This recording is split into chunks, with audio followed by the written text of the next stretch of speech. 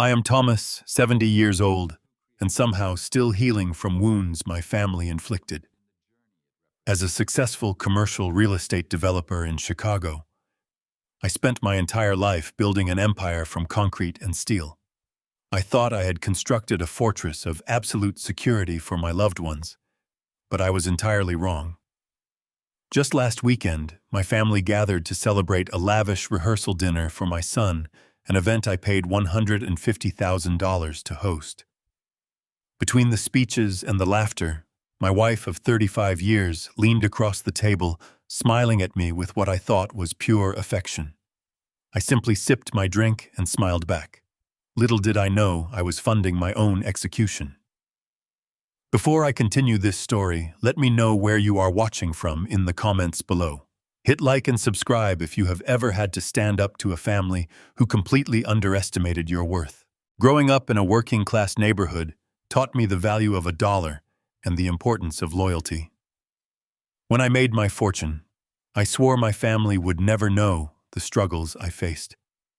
My son Cameron and my wife Diana lived a life of absolute privilege in our Gold Coast mansion. I gave them everything they ever asked for, blindly trusting that blood and marriage meant unconditional love. 3 days after the wedding, that illusion shattered forever. I was sitting in my sunroom on a quiet Tuesday morning, sipping my coffee and enjoying the rare silence in the house. The chaos of the wedding weekend had finally passed, and I was looking forward to a peaceful retirement. Then my private phone rang. I answered it, expecting a call from my broker.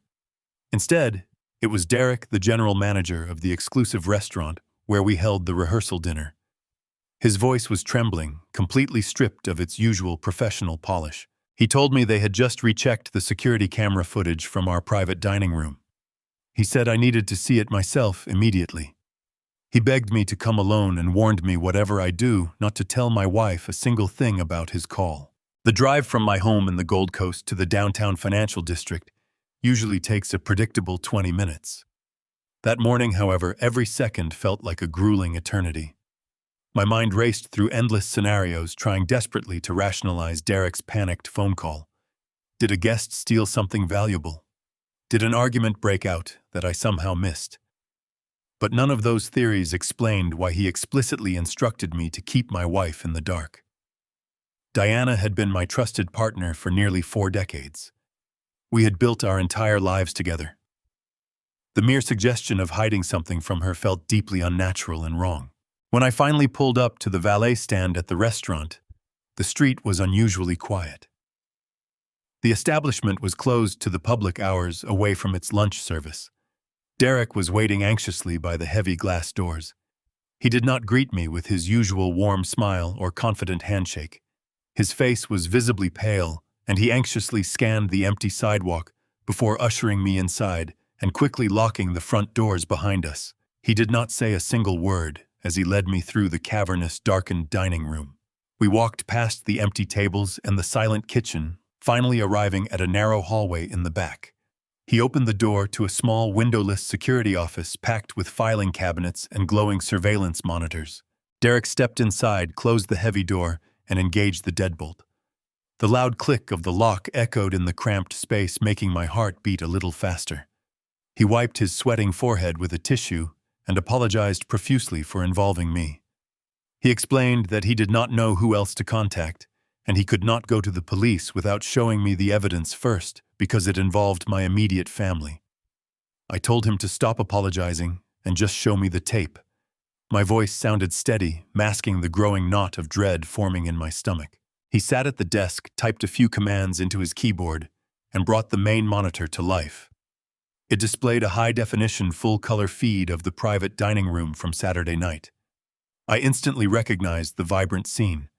The tables were adorned with expensive white linens and massive floral centerpieces. My family was seated at the primary head table, laughing and enjoying the expensive wine I had purchased. There I was on the screen, sitting proudly at the center of the table. To my left sat Diana, radiant in her evening gown. To my right sat my son Cameron and his new wife Natalie. Derek whispered for me to watch closely, specifically paying attention to what happens the moment I leave the table. On the screen, I watched my phone light up. I clearly remembered taking a call from an old business associate congratulating us on the wedding. I watched my digital self stand up, excuse myself from the dinner, and walk out of the camera's view to find a quiet place to speak. The very second my back disappeared from the frame, the entire atmosphere at the head table shifted in a way that made my blood run absolutely cold. The warm, celebratory smiles dropped instantly. Derek pointed a trembling finger at the screen and told me to look at my wife. I stared at Diana.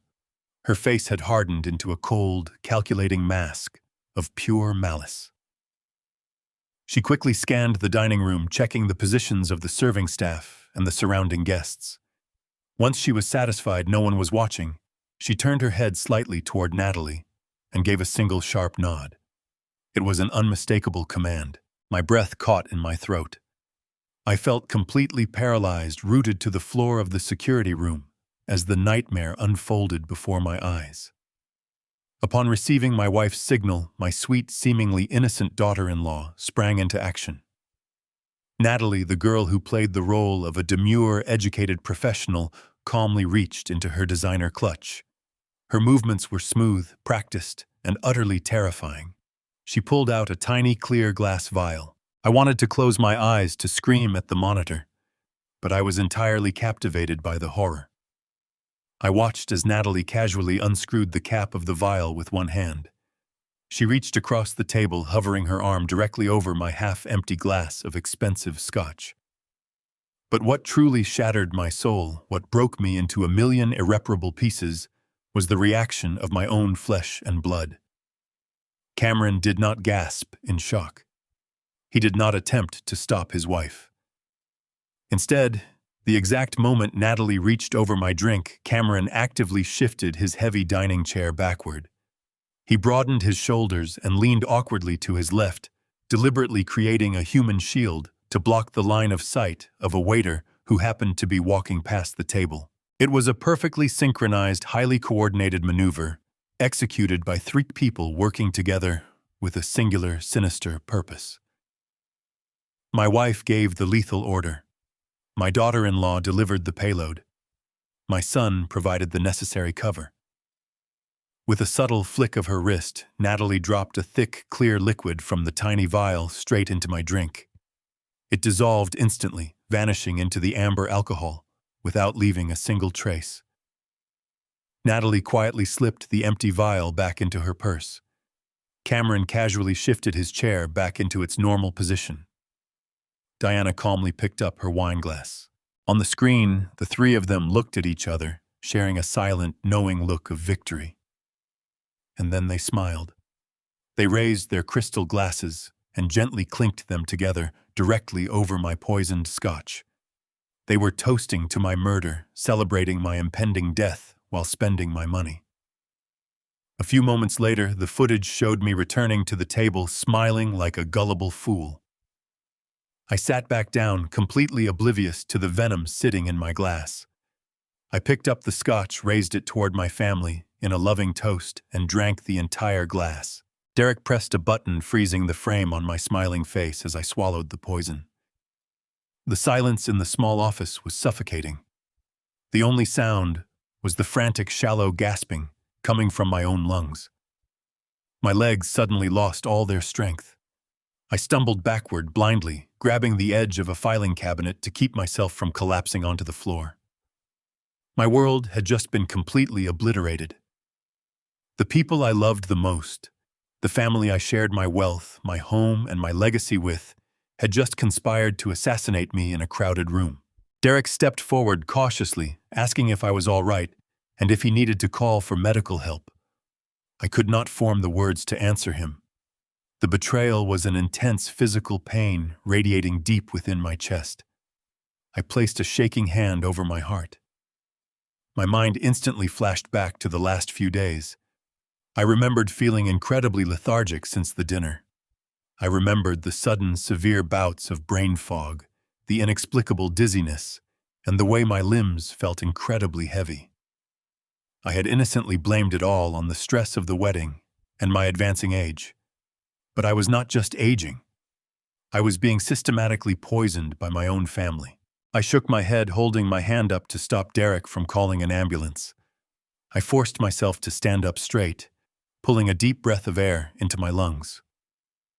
Decades of surviving ruthless corporate negotiations and navigating vicious business competitors suddenly took over my mind. The initial crushing shock began to rapidly recede entirely, replaced by a cold, blinding, and absolute rage. If my wife and my son thought I was just some clueless, tired old man they could easily dispose of to steal my empire, they had severely underestimated their target. The sadness vanished, leaving behind only the sharp, predatory instincts of a man ready to go to war. Derek reached into his jacket pocket and pulled out a transparent plastic evidence bag. Inside was a tiny glass vial with a black rubber stopper. He slid it across the metal desk. The faint scraping sound seemed deafening in the quiet room. He told me the overnight cleaning crew had found it tucked deep inside the trash bin of the women's restroom just after our party ended. I stared at the vial. It was no larger than my thumb. Yet looking at it, I felt a phantom burn tracing down my throat. The reality of the footage had been an abstract horror, but this small piece of glass made it viscerally real. I felt a cold sweat breaking out across my forehead as the finality of the situation fully set in. I had swallowed every last drop of whatever chemical had been inside that container. I picked up the plastic bag, my fingers gripping it so tightly my knuckles turned white. Derek asked if I wanted him to contact the authorities. I shook my head slowly. I told him to erase all records of my visit, keep the footage strictly secure, and never speak of this to anyone. I thanked him for his loyalty and walked out of the security office. The cold Chicago air hit my face as I stepped out of the restaurant and walked toward my car in silence. I sat in the driver's seat and locked the doors, staring blankly at the steering wheel. Every primal instinct in my body screamed at me to drive straight home, kick the front door off its hinges, and drag my wife out of her bed. I wanted to shake her, to demand how she could erase 35 years of marriage for a financial payout. But the man who built a commercial real estate empire from dirt and concrete did not survive by throwing tantrums. I survived by outsmarting my enemies. Anger is a useless emotion if it lacks a strategy. I needed undeniable scientific proof before I made a single move. I started the engine and drove away from my neighborhood.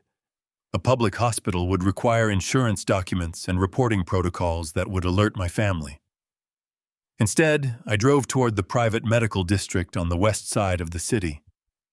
I needed absolute secrecy, and I was willing to pay whatever price they demanded. I pulled up to a discreet 24-hour private toxicology clinic that my corporate lawyers occasionally used for sensitive executive evaluations. The waiting room was sterile and empty. A tired receptionist looked up from her computer as I approached the counter. I did not give my real name. I told her I required an immediate comprehensive chemical analysis of an unknown substance residue, along with a full heavy metals and synthetic drug screening of my own blood. She politely informed me that standard processing took up to 5 business days and required proper medical referrals. I reached into my coat, pulled out my checkbook, and wrote a check for $10,000. I slid it across the counter and told her I needed the results. Rushed off the books delivered directly to my secure private email by tomorrow morning. Money always talks in Chicago. 10 minutes later, I was sitting in an examination room. A silent nurse drew 4 vials of my blood. I handed over the plastic bag containing the empty glass vial.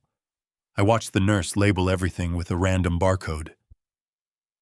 The entire process was clinical and detached, a stark contrast to the emotional devastation tearing through my chest.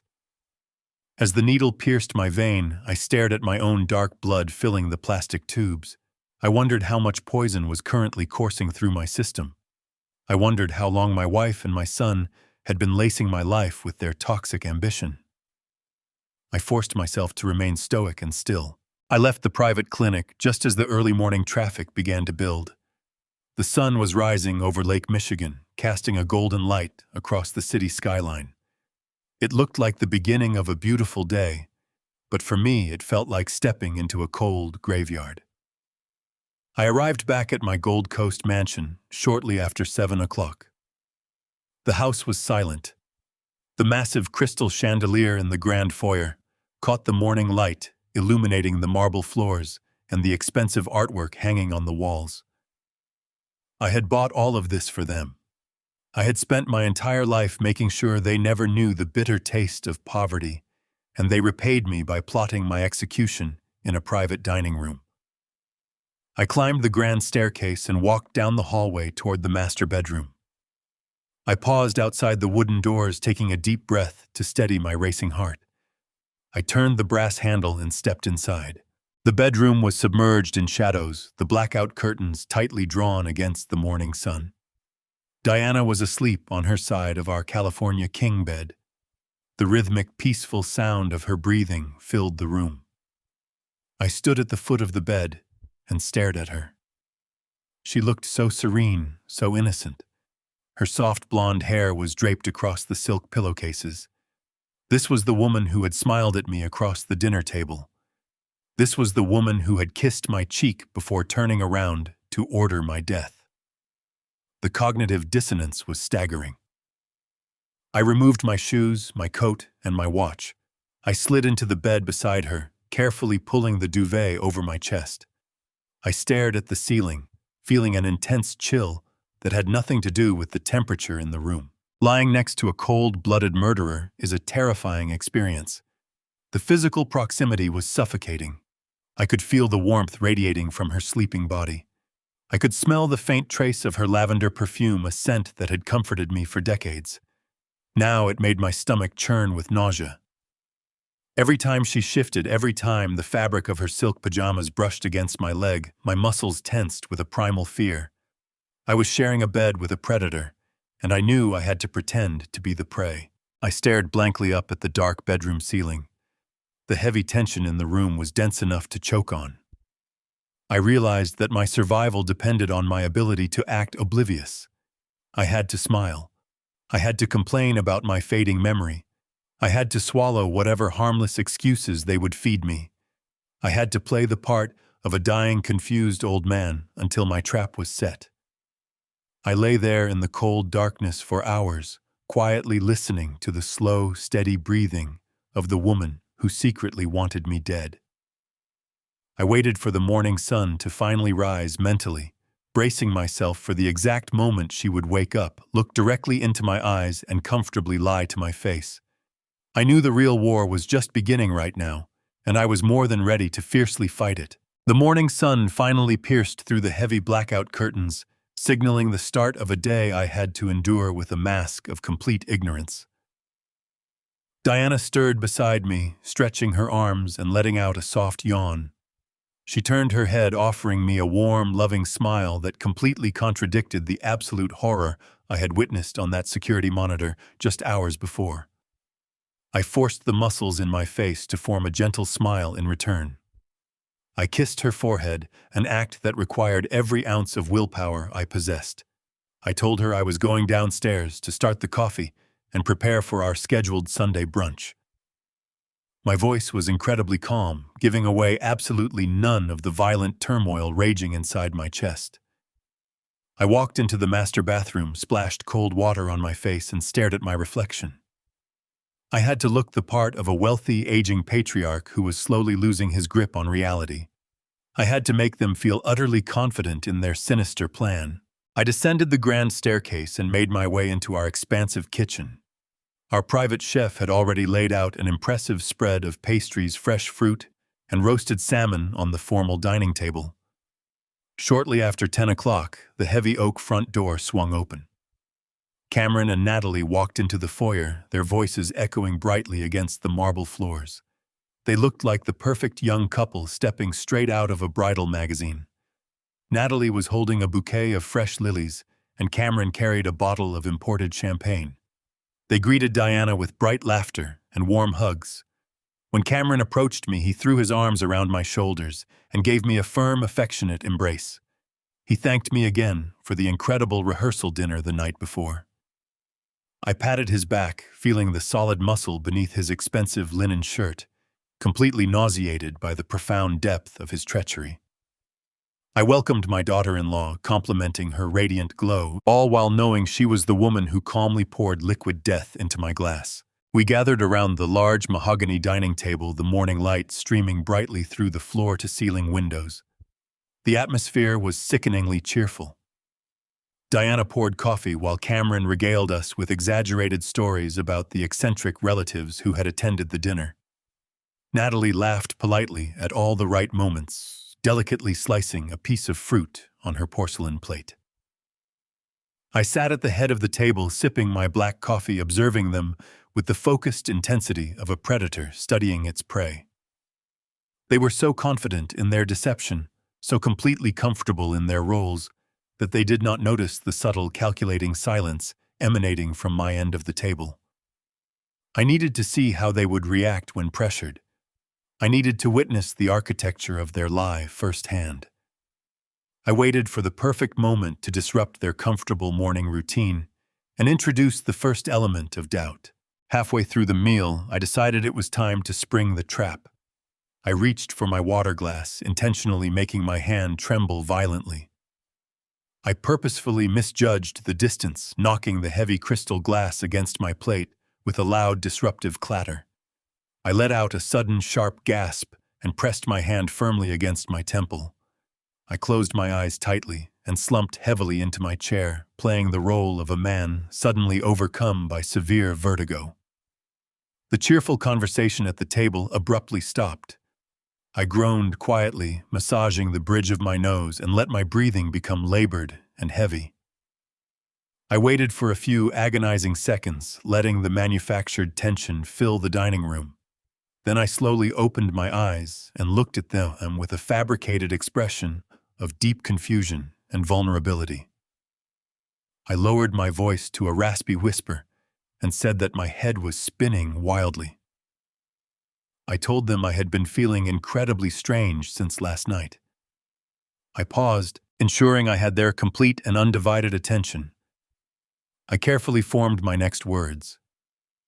I said my drink tasted incredibly bitter at the dinner, almost chemical, and I asked if anyone had seen someone tamper with my glass while I was away from the table. The deployment of their lie was nothing short of a theatrical masterpiece. Diana did not miss a single beat. She immediately pushed her chair back and rushed to my side, dropping to her knees and grabbing my trembling hands. Her face contorted into a mask of pure, unadulterated concern. She rubbed my knuckles gently and let out a soft, sympathetic sigh. She looked at me with tender, worried eyes and asked me how I could possibly forget our conversation from yesterday. She reminded me with a patronizingly sweet tone of what my cardiologist had strictly ordered during my last checkup. She said I was absolutely forbidden from drinking hard liquor while taking my new blood pressure medications. Diana gently stroked my cheek and explained that they were all just terribly worried about my health. She said that Natalie, out of the goodness of her heart, had brought a specialized homeopathic liver detox extract to the dinner. Since I had stubbornly refused to stop drinking, Diana claimed she had asked Natalie to slip the herbal drops into my scotch to help protect my system. Natalie chimed in flawlessly to support the narrative. She placed her hand over her heart and offered me a look of deep apologetic sincerity. She said she felt terrible for making the drink taste so bitter, but she was only trying to follow Diana's instructions to keep me healthy. She promised she would never use those specific herbal drops again if they made me feel so disoriented. It was a beautifully constructed narrative. It provided a completely plausible, innocent explanation for the exact event I had witnessed on the security footage. It transformed an act of lethal poisoning into a heartwarming tale of a family desperately trying to care for their aging patriarch. Then Cameron delivered the final twisting blow. He leaned across the table, his face painted with a look of exhausted patience and deep concern. He told me that we had already discussed the herbal drops in the car ride home last night. He gently suggested that my memory was really starting to slip and that maybe my sudden dizzy spells were a sign of my failing memory. He gaslighted me with such profound, earnest conviction that had I not seen the empty vial and ordered a secret blood test, I might have actually believed him. I might have doubted my own sanity and surrendered to their twisted narrative completely. but the unyielding truth remained locked safely inside my mind, far beyond their treacherous reach. I knew I had to maintain this delicate charade until my absolute victory was utterly guaranteed and finalized. I offered them a weak apologetic smile, pretending to accept their ridiculous explanation while a fire of pure hatred burned violently in my chest. They thought they had won the game. They had no idea they had just awakened a sleeping monster. I forced my shoulders to relax, letting a heavy sigh escape my lips, as if a massive burden had been lifted from my aging mind. I looked at Cameron, Natalie, and my wife Diana. I made sure my eyes projected nothing but profound relief. I reached across the table and squeezed Diana's hand. I told her I was sorry for causing a foolish scene and that I was lucky to have a family who watched out for my stubborn habits. I thanked Natalie for caring enough to protect my health, even if her herbal remedy gave me a scare. Natalie beamed her smile radiant and devoid of guilt. She told me it was no trouble, and she just wanted me around for a long time. The audacity of her statement almost made my hands shake, but I kept my grip steady. We spent the next hour finishing brunch, engaging in meaningless small talk about their upcoming honeymoon and renovations for their new house, a house I paid for in full. I chewed my food, swallowed my pride, and played the compliant, confused patriarch. Finally, Cameron announced they needed to leave. Diana walked them to the grand entryway, kissing Cameron and hugging Natalie. I stood by the door, waving goodbye like a proud father. I watched Cameron's luxury sedan disappear down the street.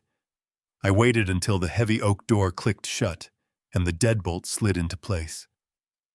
My gentle smile vanished, replaced by a rigid grimace. Diana suggested I go upstairs to sleep off the dizzy spell. I agreed, telling her I felt exhausted and needed rest.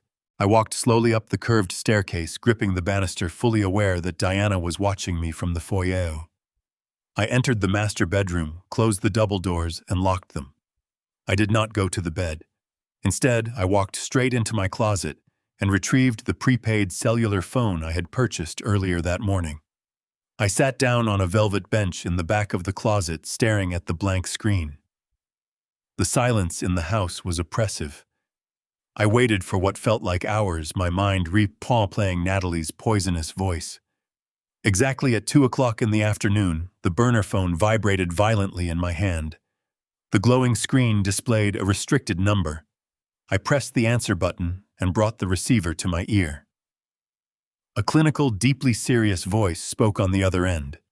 It was the lead toxicologist from the private laboratory.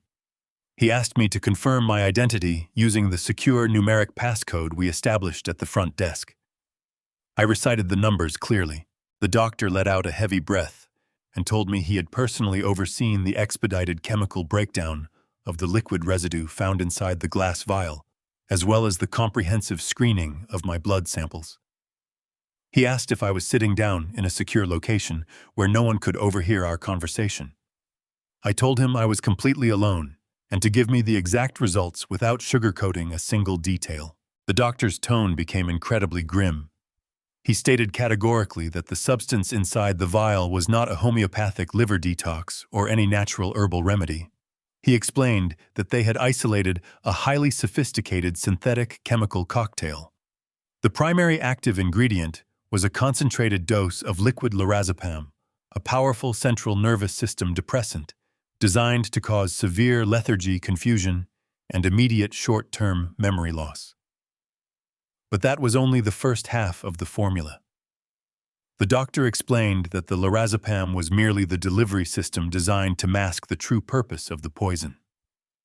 The secondary compound was a rare synthetic neuromuscular blocking agent. He explained that this specific chemical is almost impossible to obtain through legal medical channels. When ingested over a period of time, it deliberately degrades cognitive function, mimicking the rapid and tragic onset of severe dementia. It attacks the brain's synapses, making the victim appear entirely detached from reality. But the most terrifying aspect of the chemical was its effect on the cardiovascular system. The doctor told me that this agent slowly builds up microscopic blockages inside the heart muscle. Over the course of a few months, it weakens the cardiac tissue until it inevitably triggers a massive fatal myocardial infarction. Because the chemical breaks down rapidly in the bloodstream after death, a standard coroner's autopsy would rule the death as a completely natural heart attack, brought on by old age and early-stage dementia. The doctor paused, letting the clinical horror of his explanation settle over me. He then confirmed the final crushing detail. My blood panels showed elevated levels of this exact chemical cocktail. They had been dosing me for weeks. The doctor strongly urged me to contact federal law enforcement, immediately offering to forward his official reports to any investigative agency I chose. I thanked him for his extreme discretion and instructed him to hold the physical reports in a secure vault until I contacted him again. I ended the call and tossed the burner phone onto the plush carpet of my closet. I sat alone in the dim light, my breathing slow and measured. The profound magnitude of their betrayal washed over me like a freezing tidal wave. Every symptom I experienced over the last 2 months suddenly made perfect, terrifying sense. The mornings I woke up unable to remember simple conversations with my staff. The afternoons my legs felt like they were filled with wet cement. The moments I found myself staring blankly at my computer screen, struggling to recall basic financial figures. I had genuinely believed I was losing my edge, that the ruthless march of time was finally claiming my brilliant mind. I had even cried in the shower a month ago, terrified that I was slowly becoming a burden to the wife and son I loved deeply. It was not age.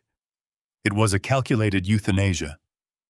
They were murdering me in slow motion. Diana was serving me poison with my morning coffee. Cameron was watching me stumble through our board meetings, relishing my confusion. And Natalie was the dedicated pharmacist, ensuring the dosage was precisely lethal. They did not just want my money. They wanted to strip my dignity, erase my intellect, and watch me degrade into a helpless invalid before my heart exploded in my chest. They wanted to stand at my lavish funeral, wipe away fake tears, and inherit my empire while the world pitied the tragic end of poor Thomas. I stood up from the velvet bench, leaving the darkness of the closet and stepping into the natural light. I walked over to the large mirror hanging above Diana's pristine vanity. I stared at the man looking back at me. The gray hair, the lines etched deep into my face, the signs of a life spent fighting for every inch of ground I conquered. I placed my hands against the cold marble countertop. The sadness, the lingering remnants of paternal love and marital devotion evaporated entirely. They were burned away by a cold, immaculate fury. I was not going to quietly fade away. I was going to dismantle their lives block by block until they had nothing left but the consequences of their limitless greed. The morning after my realization, the deadly routine continued exactly as it had for months. I walked into the bedroom, shuffling my feet and letting my shoulders slump toward the floor. Diana was awake, sitting on the edge of the large bed in her expensive silk robe. On the silver tray resting on my nightstand, next to a glass of orange juice, sat a porcelain dish containing my vitamins. I looked at the assortment of capsules and tablets. Sitting among the harmless fish oil and multivitamins were 2 unfamiliar white pills. I had mindlessly swallowed those exact pills every single day for months, completely trusting the hands that gave them to me. Now I knew they were loaded with the synthetic nerve depressant. Diana smiled her practiced smile and handed me the dish. She told me I needed to swallow them to keep my strength up for the busy week ahead. I took the dish with a convincingly trembling hand. I raised it to my mouth, tipping my head back, and expertly palmed the 2 dangerous white pills while tossing the harmless vitamins into my mouth. I drank the orange juice, swallowing loudly, and offered her a quiet, grateful nod. The moment she turned her back to slip into her dressing room, I wrapped the poisonous pills in a tissue and shoved them deep into the pocket of my slacks. Later I would crush them into powder and wash them down the bathroom sink drain while the hot water ran high. Disposing of the daily poison was the easy part. Surviving the sudden chemical withdrawal without alerting my assassins proved to be an excruciating physical ordeal. My body had grown completely dependent on the heavy daily doses of the potent lorazepam, and the synthetic neuromuscular blockers. By the second evening of abstaining from the lethal pills, the withdrawal symptoms began to fiercely manifest. I was sitting in my leather armchair in our living room when a violent, uncontrollable tremor started in my left hand. A clammy sweat broke out across the back of my neck and saturated my chest. My heart raced erratically, pounding against my ribs like a desperate trapped bird fighting to urgently escape. I forced myself to remain completely seated, gripping the armrests so tightly my aching fingers instantly turned white. I was absolutely desperate to conceal the violent physical shaking from Diana, who was quietly reading a fashion magazine just a few feet away on the sofa. I quickly excused myself, claiming a sudden wave of fatigue, and locked myself inside the adjacent guest bathroom. I collapsed onto the cold tile floor, clutching my cramping stomach tightly as consecutive waves of intense nausea violently washed over my body. For 3 agonizing days, I endured severe muscle cramps, blinding migraines, and a persistent, truly terrifying sensation of relentless vertigo. I masked the severe chemical withdrawal by convincing my family I had contracted a lingering stomach flu.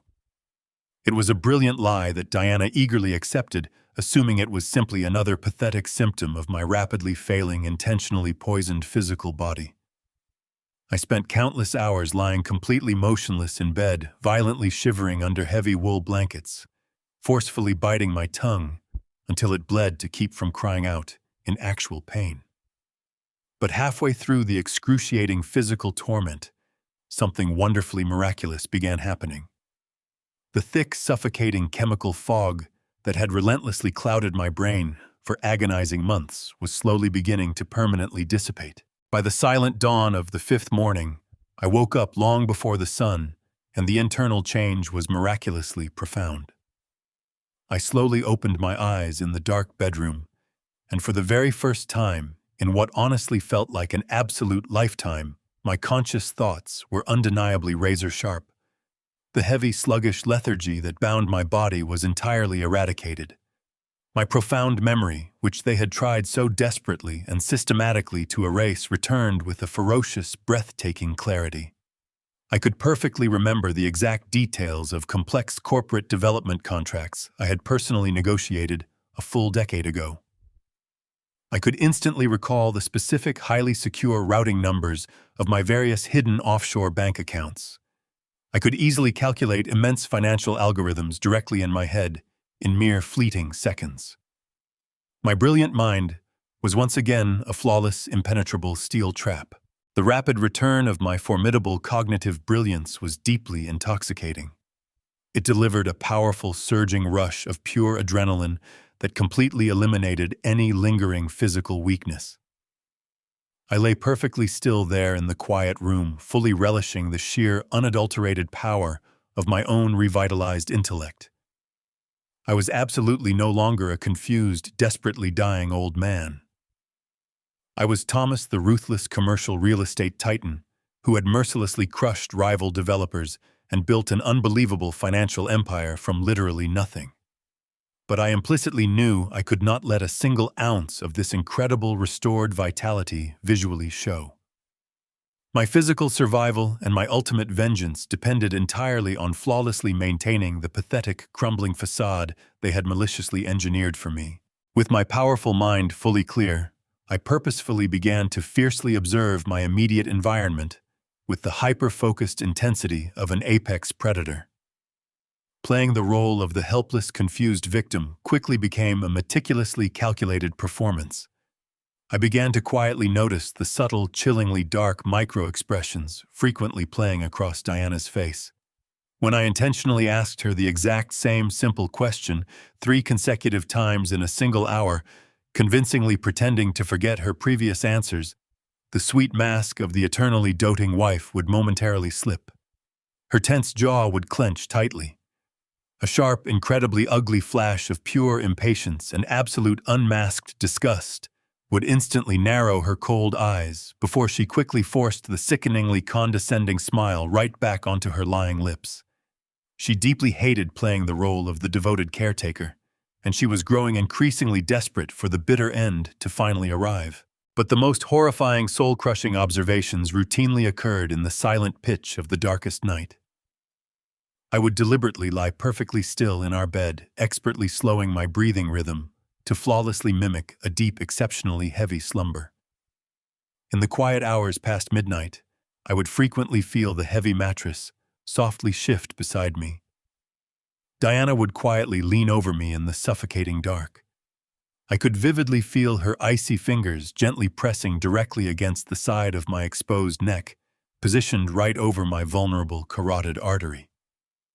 She was not checking on my physical well-being. She was clinically monitoring my fading pulse silently, waiting and deeply hoping for the steady beating of my heart to finally, permanently cease.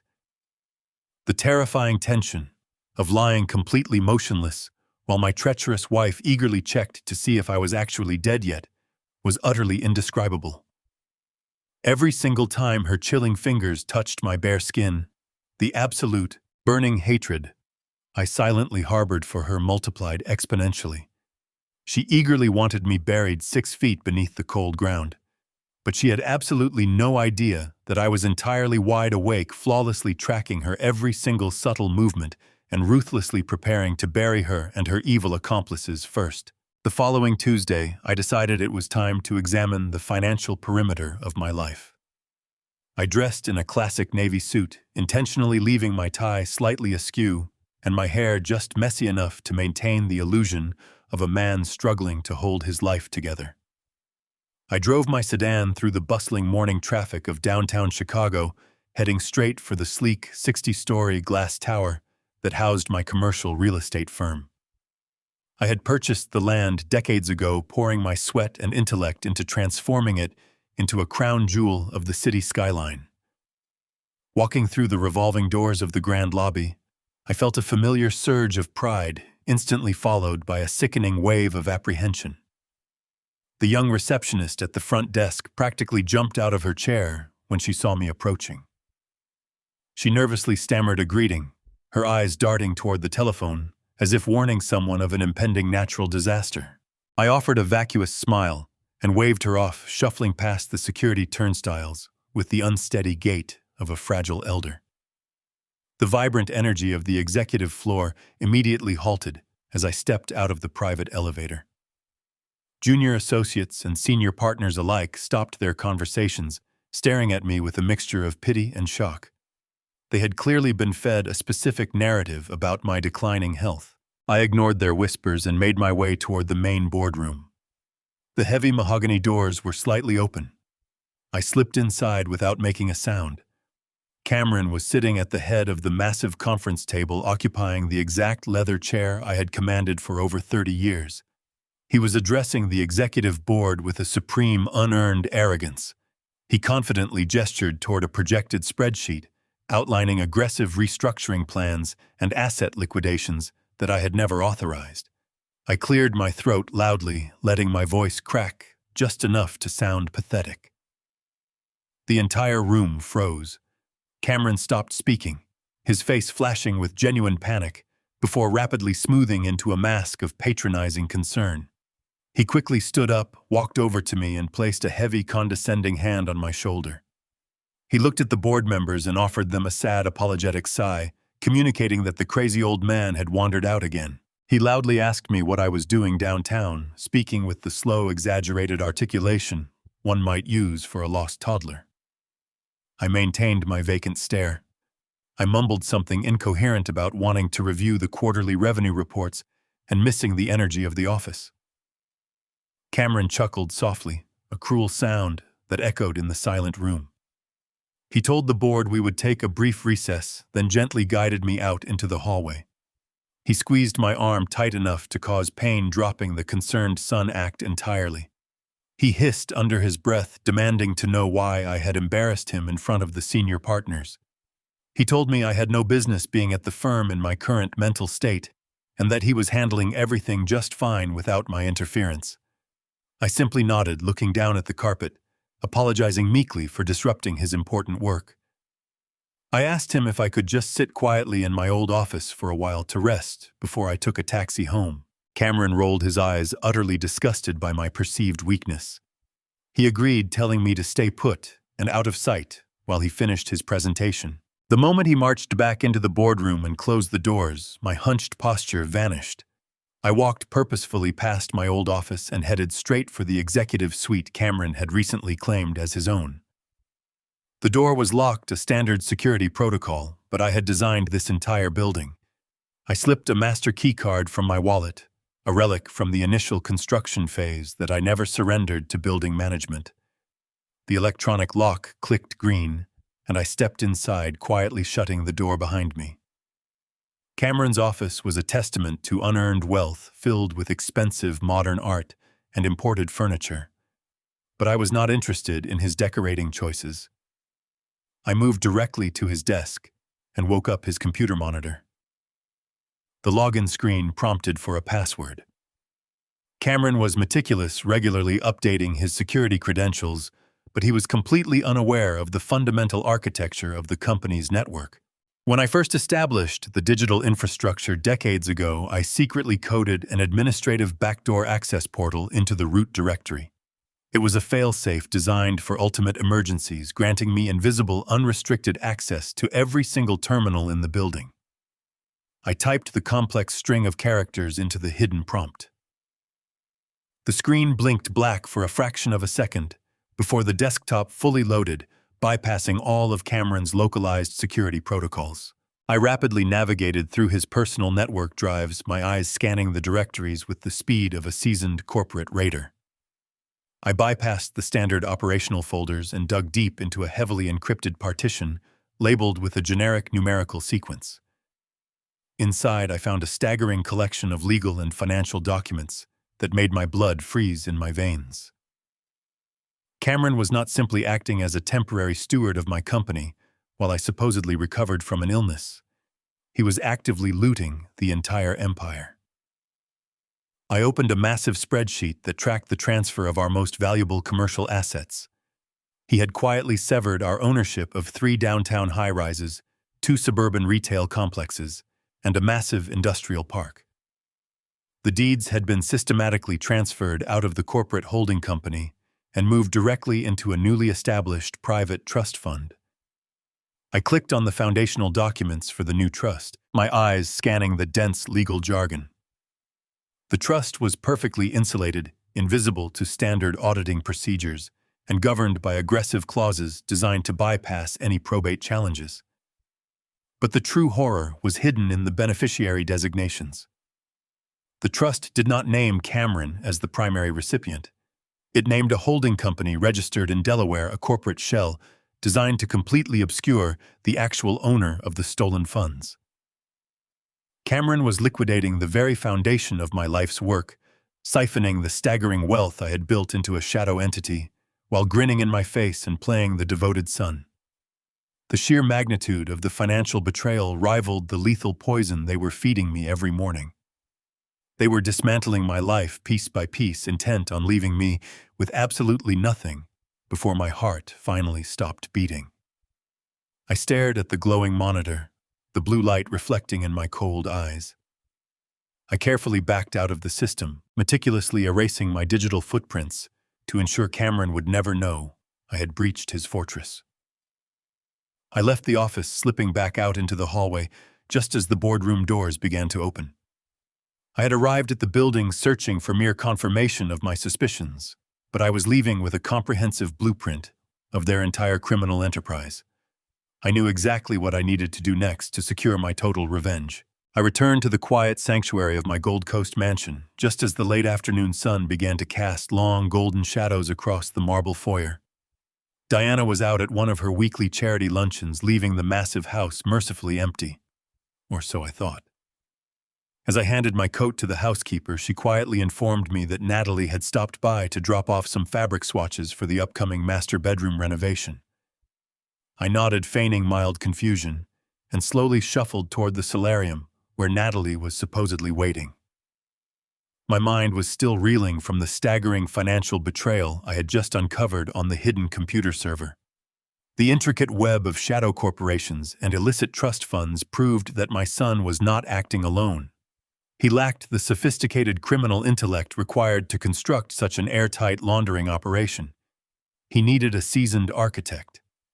As I approached the open glass doors of the sunroom, the pieces of the puzzle began to violently snap together. Natalie was standing by the large bay windows, bathed in the warm afternoon light.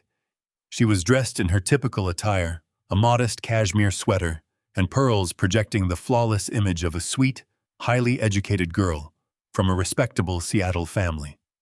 She had always played the part of the innocent, demure fiancée to absolute perfection.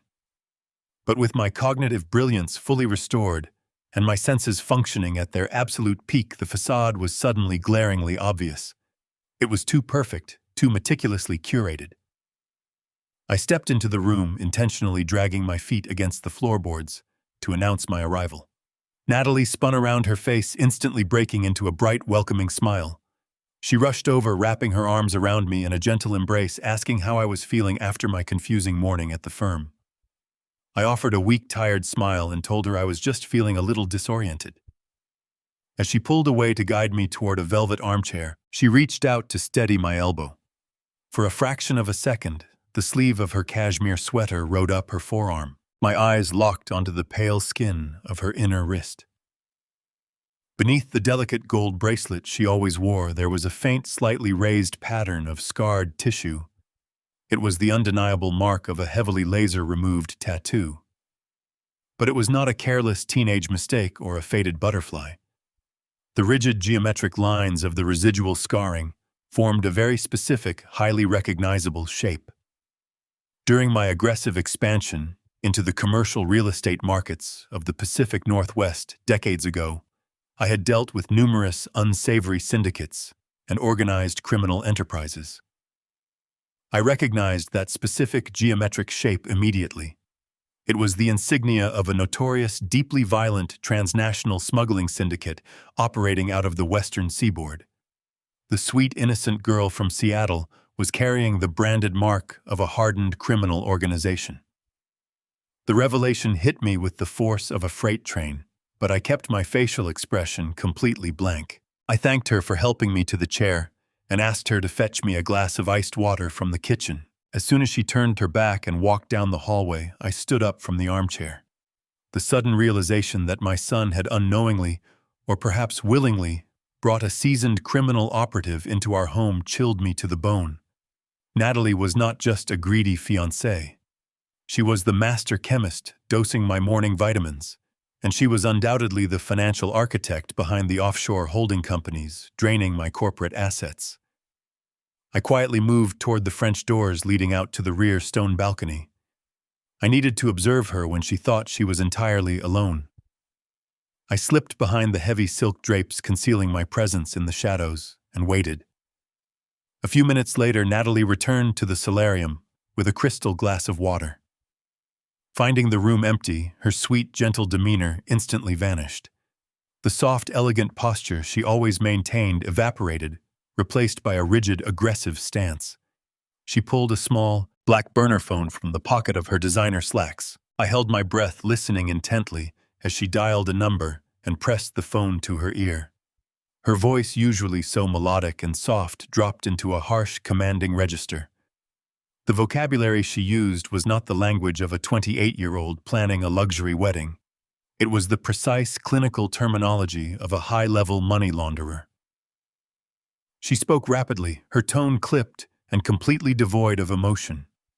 She demanded immediate confirmation that the latest asset liquidation had been successfully routed through the Delaware holding company. She aggressively questioned the receiving party about the specific tax insulation clauses within the newly established trust fund, explicitly instructing them to bypass the standard auditing triggers.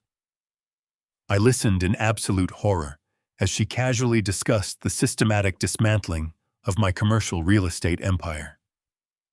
She authorized the movement of millions of dollars with the cold, detached efficiency of a ruthless corporate raider. She was directing the entire operation, maneuvering Cameron like a foolish, arrogant pawn on a grand chessboard. She paced back and forth across the stone balcony, her voice growing increasingly agitated. She told the person on the other end of the line that the timeline needed to be significantly accelerated. She explicitly stated that my cognitive decline was not progressing fast enough, and she was going to have to increase the chemical dosage to finalize the biological collapse before the end of the fiscal quarter.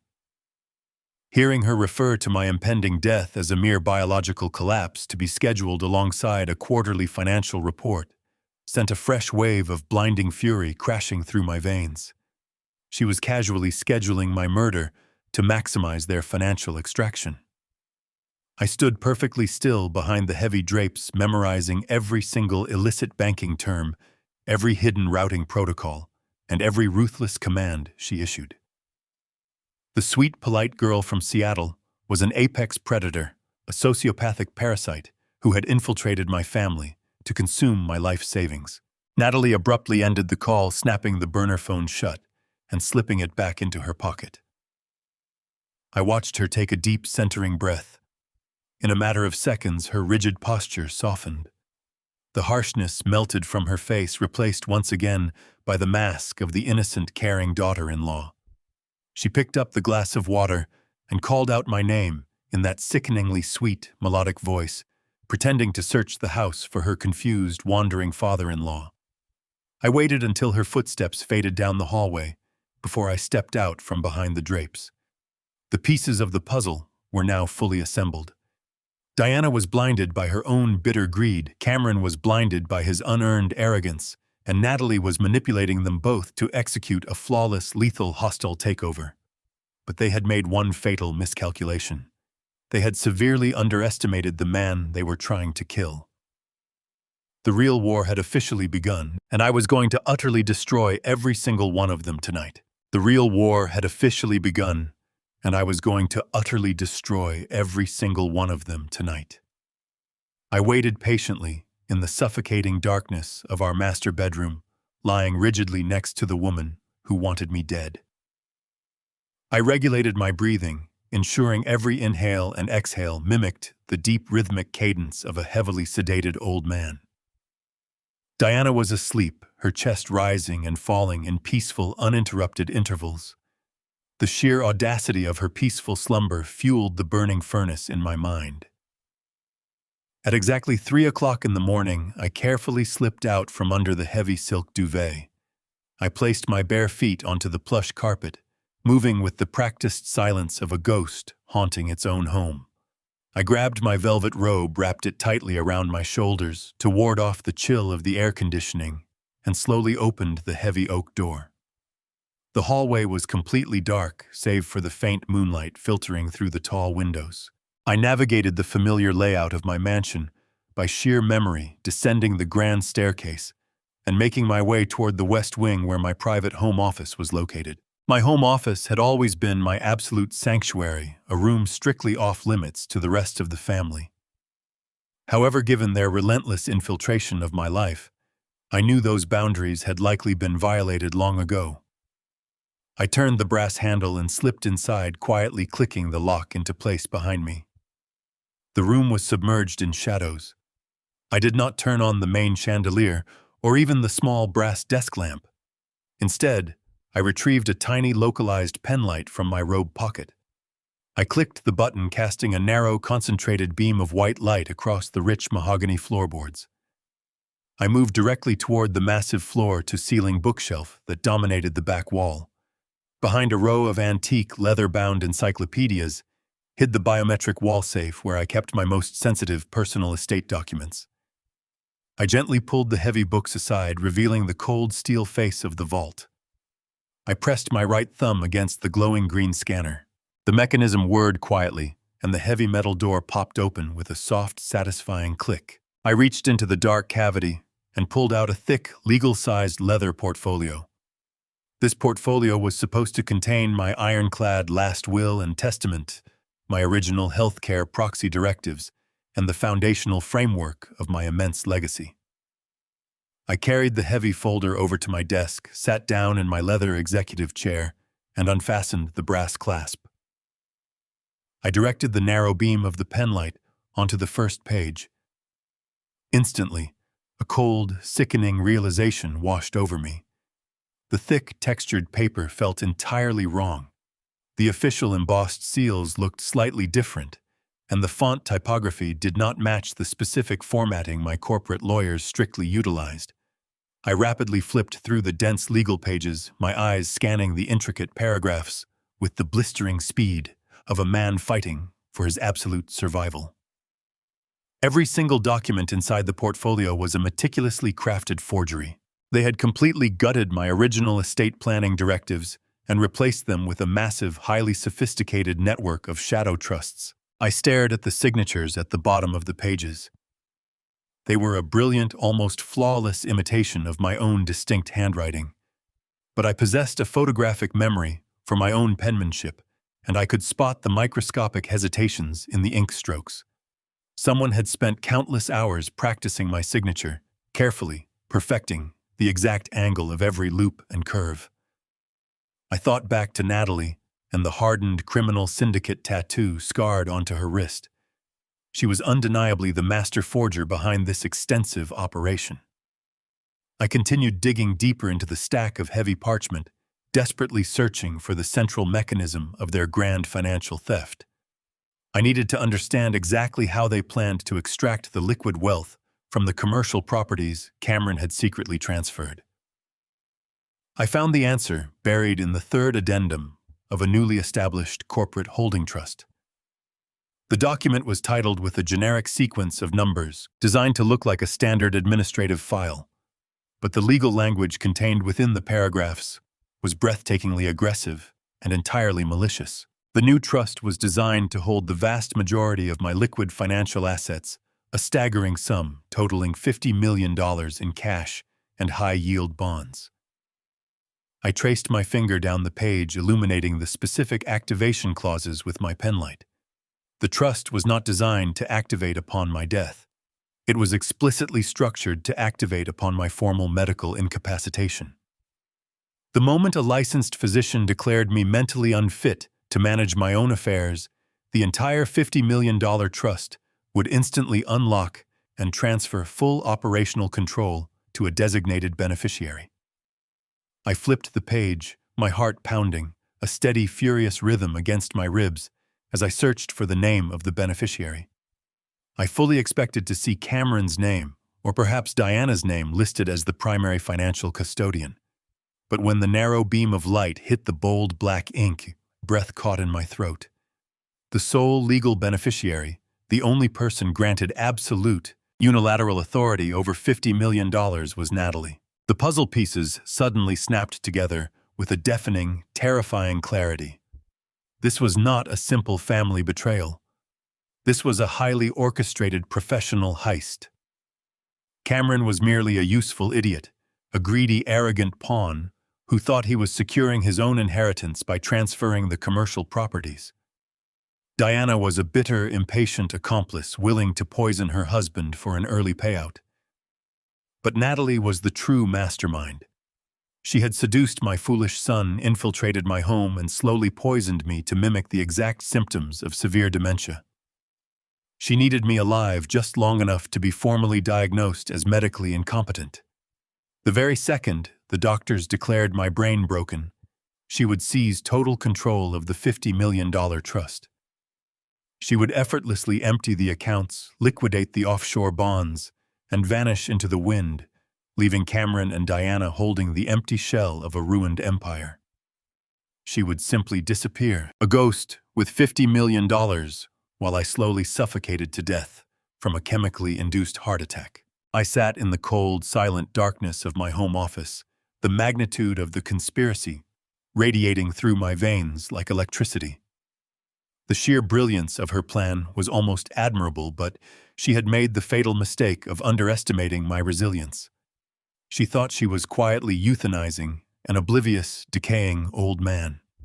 She did not realize she had inadvertently awakened a completely ruthless, highly calculating adversary. I carefully reorganized the forged documents, ensuring every single page was placed exactly as I had found it. I closed the thick leather portfolio, fastened the brass clasp, and returned the heavy folder to the concealed biometric wall safe. I closed the steel door, letting the mechanism lock with a definitive click, and slid the antique books back into their original undisturbed positions. I turned off the penlight, plunging the room back into absolute darkness. I walked back upstairs, navigating the silent, moonlit hallways with a renewed sense of terrifying purpose. I slipped back into the master bedroom, removed my velvet robe, and climbed into the large bed beside my treacherous wife. I pulled the silk duvet up to my chin and stared at the ceiling, my mind calculating 1,000 different variables per second. I was going to let them play out their little medical drama. I was going to let them schedule the doctor's appointment. I was going to let Natalie believe she was inches away from securing her $50 million prize. And when they finally thought they had won, when they reached out to claim their stolen fortune, I was going to spring a trap so devastating, so completely destructive, that it would shatter their entire existence. I closed my eyes, welcoming the cold, calculating clarity of my absolute sobriety, entirely ready for the final battle. The morning sun brought a strange sense of tranquility. I rose from the bed, my muscles stiff, but my mind sharper than a polished razor. Diana stirred, offering her usual sleepy smile, completely oblivious to the fact that she was sharing a bed with a man who had already deciphered her entire murderous blueprint. I played my role flawlessly, shuffling to the bathroom, coughing weakly, and taking my manufactured poison, which I later spat into a tissue and flushed away. But as the day progressed, a sobering reality settled over my absolute fury. I was a brilliant commercial real estate mogul, a titan of industry, who understood zoning laws, leveraged buyouts, and corporate hostile takeovers. But I was not equipped to independently dismantle a sophisticated transnational criminal syndicate. Natalie was a professional predator, and her network was hidden behind layers of encrypted digital walls and offshore accounts. If I made a single misstep, if I triggered a single alarm in their financial network, they would accelerate the biological collapse. I needed a ghost. I needed someone who operated comfortably within the darkest, most dangerous corners of the world. I retreated to my study under the guise of an afternoon nap. I pulled out my secure burner phone and dialed a 10-digit number I had memorized over 15 years ago. The number belonged to a man named Garrett. He was a ruthless, highly decorated former federal agent who had left the bureau to offer his extremely specialized, entirely off-the-books services to a very select group of elite corporate clients. Garrett did not have a website. He did not have an office. He existed strictly in the shadows, neutralizing corporate espionage and handling impossible, highly sensitive security threats for men who could afford his exorbitant, non-negotiable fees. I had hired him once over a decade ago to quietly dismantle a massive corporate extortion ring that was threatening my top executives. He had solved the problem in less than 48 hours with chilling, absolute efficiency. The line rang twice before a deep, gravelly voice answered, offering no greeting. I identified myself using the old operational code word we had established during our previous arrangement. I told him I required an immediate face-to-face consultation regarding a massive, highly sensitive domestic threat. Garrett asked no questions. He simply gave me an address, a specific time, and hung up. At exactly 11 o'clock that night, long after my treacherous wife had fallen asleep, I slipped out the side door of my mansion. I bypassed my collection of luxury vehicles and drove a modest, unremarkable sedan that belonged to our estate manager. I navigated the quiet, rain-slicked streets of Chicago, heading toward the derelict industrial district on the far south side of the city. The location Garrett had chosen was an abandoned subterranean parking garage beneath a condemned municipal building. I descended the concrete ramp, the tires of the sedan splashing through shallow puddles of stagnant water. The air down here was thick, smelling of damp, concrete motor oil and decay. The flickering fluorescent lights cast long, distorted shadows against the cracked pillars. I parked the vehicle in the deepest, darkest corner of the third sublevel exactly as instructed. I turned off the engine, plunging the cabin into near-total darkness. The silence was heavy and oppressive, broken only by the distant rhythmic dripping of water from a fractured overhead pipe. I sat gripping the steering wheel, my heart maintaining a steady, disciplined rhythm. I was no longer a victim waiting to be slaughtered. I was actively preparing the battlefield. 5 minutes later, a pair of blinding headlights swept across the concrete walls. A dark, heavily armored SUV descended the ramp, its engine emitting a low, powerful growl. The vehicle smoothly pulled into the empty space directly opposite my sedan. The engine died and the headlights snapped off.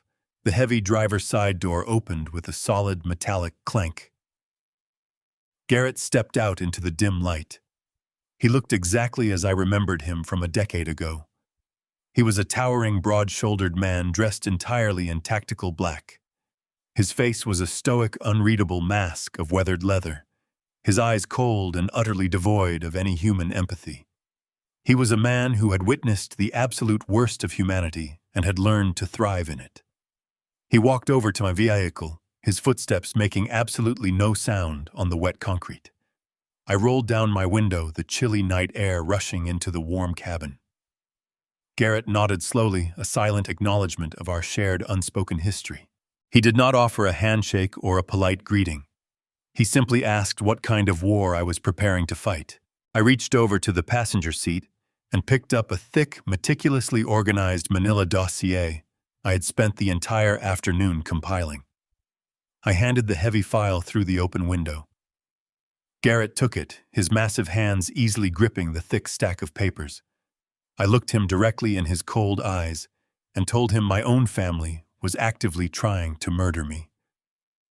I explained that they were slowly poisoning me with a synthetic neuromuscular blocking agent designed to mimic severe dementia and trigger a fatal heart attack. I told him they had completely forged my estate planning documents and transferred the bulk of my commercial real estate holdings into a shadow trust. Garrett did not flinch. He did not express an ounce of shock or pity. He simply opened the dossier, clicking on a small tactical flashlight to examine the contents. The first section contained the complete detailed chemical breakdown provided by the private toxicology lab. The second section contained precise physical descriptions, including the exact layout of the newly discovered corporate trust fund and the Delaware holding company Cameron had utilized to siphon my wealth. But the most important section of the dossier was dedicated entirely to Natalie. I told Garrett that she was the absolute key to the entire operation. I described her carefully cultivated persona as the sweet, educated girl from Seattle, and then I detailed the faint laser-removed gang tattoo I had spotted on her wrist. I drew the specific rigid geometric shape from memory on a blank sheet of paper included in the file. I recounted the aggressive, highly technical financial conversation I had secretly overheard her having on a burner phone on my balcony. I told Garrett that Natalie was not a greedy civilian. She was a deeply entrenched, highly sophisticated operative connected to a major transnational syndicate, and she was the one pulling every single string. I needed her entire fabricated history torn apart. I needed to know her real name, her true criminal affiliations, and every single digital footprint she had left behind.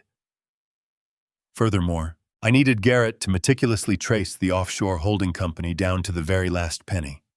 I demanded the exact routing numbers, the hidden beneficiaries, and the specific banking institutions illegally holding my stolen assets.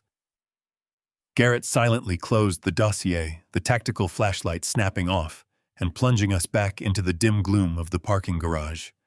The ultimate hunter had officially awakened. The morning after my meeting with Garrett, I presented Diana with an ornate silver envelope. Inside was a fully paid reservation for a 3-day retreat at an exclusive luxury spa in Colorado. I handed it to her with a warm smile, telling her she had been working incredibly hard, taking care of me, and desperately needed complete relaxation. Diana feigned polite hesitation, claiming she could not leave me alone in my fragile state.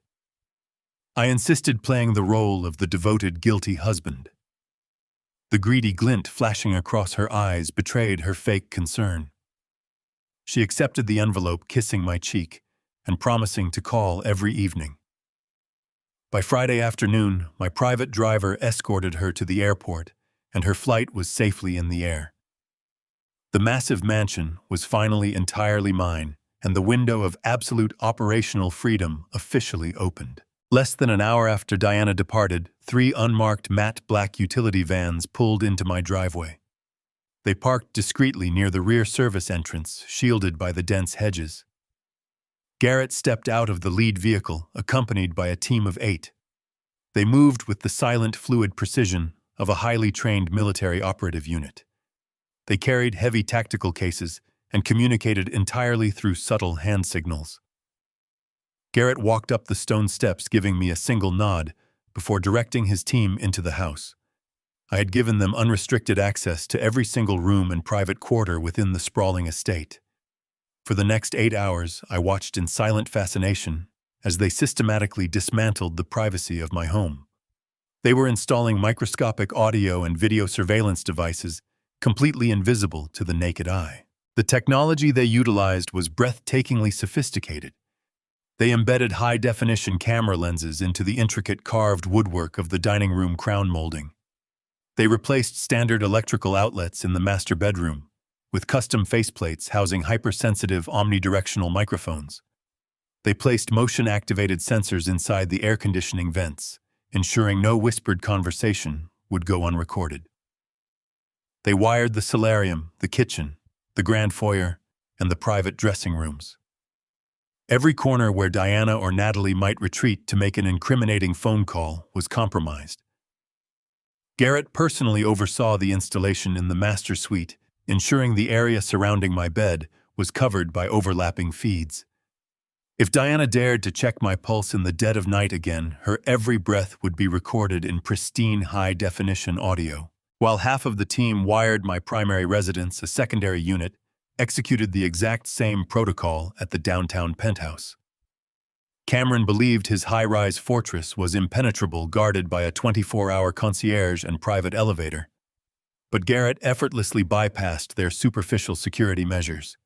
He explained his team had intercepted the scheduled maintenance call. They swapped the legitimate technicians for his own undercover operatives.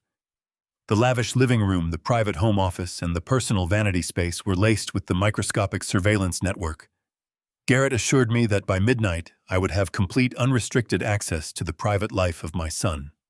We would monitor their financial laundering operations in real time, capturing their passwords and offshore routing numbers without them suspecting a thing. With the surveillance devices flawlessly integrated into the architecture of the two properties, we needed a highly secure, centralized location to store the massive digital data. I led Garrett down to the deepest sublevel of the mansion, into my private wine cellar. The cellar was built into the solid bedrock foundation, surrounded by thick concrete walls that naturally blocked any external wireless signals. It was the perfect, highly secure environment for a hidden digital command center. I instructed my estate manager to clear out the large oak tasting table in the room. Garrett and his team immediately went to work bringing in insulated server racks and advanced cryptographic processing units. They ran thick bundles of shielded fiber optic cables through the existing ventilation shafts, hardwiring the surveillance network directly into the isolated servers to prevent any possibility of remote interception. They erected a massive curved array of high-resolution monitors along the back wall directly in front of my antique leather reading chair. Over the course of the next 3 hours, the dark, silent wine cellar was completely transformed into a state-of-the-art intelligence hub. The hum of the cooling fans from the server racks filled the cold air. One by one, the large monitors flickered to life, illuminating the dark room with a soft blue digital glow. I sat down in the leather chair, watching as the screens populated with dozens of crystal-clear, real-time video feeds. I could see the empty master bedroom upstairs, the grand staircase, and the pristine kitchen. On the adjacent monitors, the live feeds from the downtown penthouse suddenly materialized.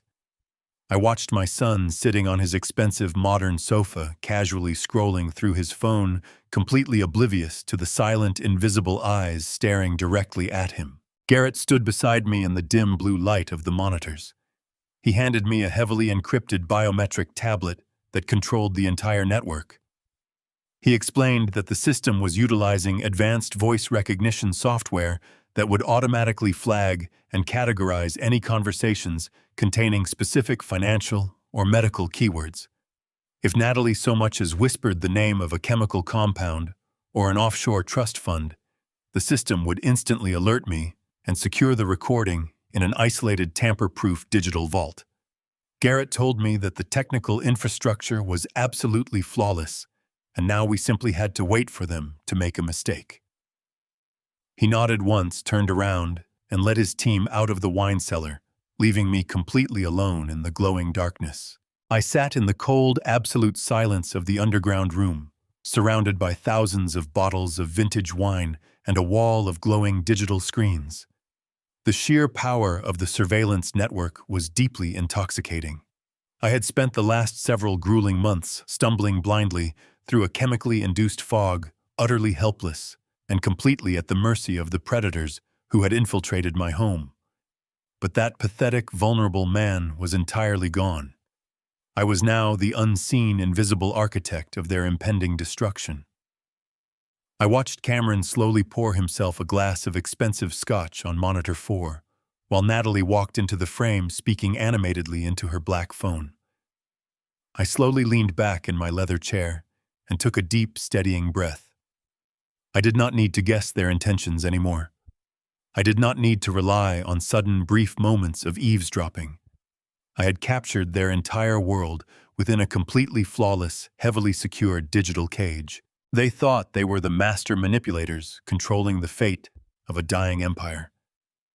They had absolutely no idea that every single word they spoke, every single malicious lie they constructed, and every single breath they took was now fully belonging to me.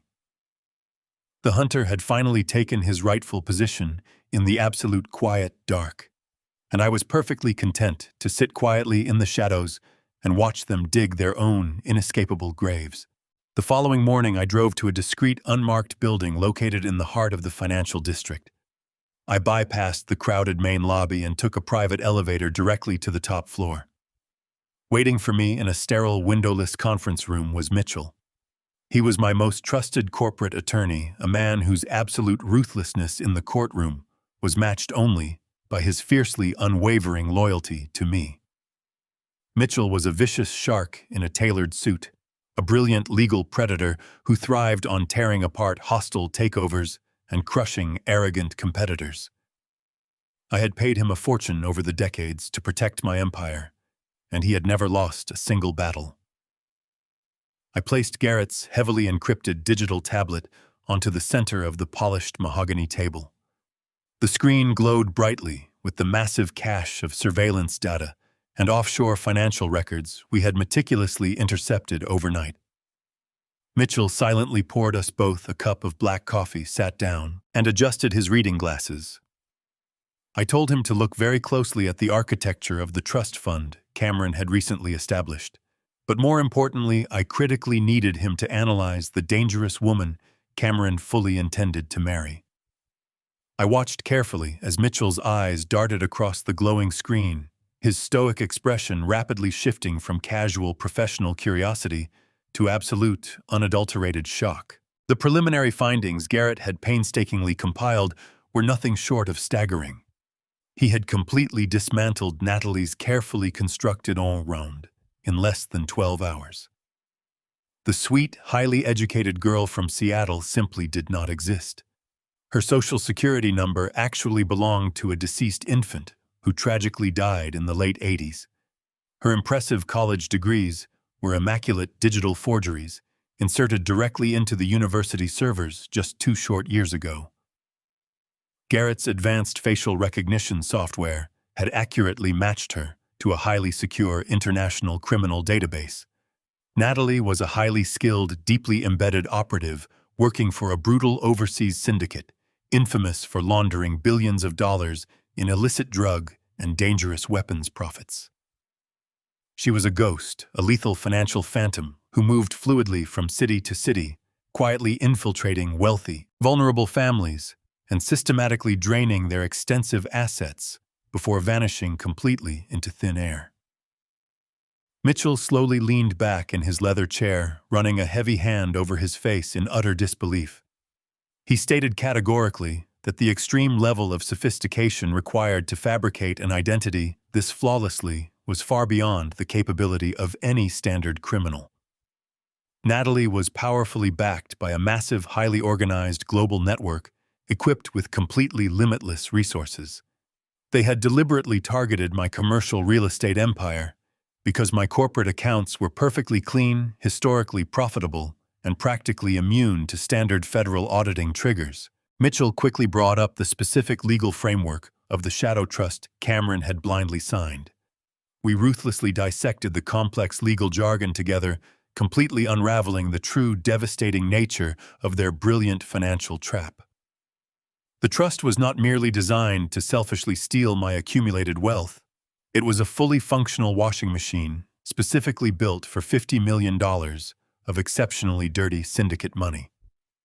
Natalie deliberately planned to trigger my sudden medical incapacitation, legally seize total control of the corporate holding accounts, and immediately funnel the syndicate's illicit cash directly through my pristine commercial real estate portfolios.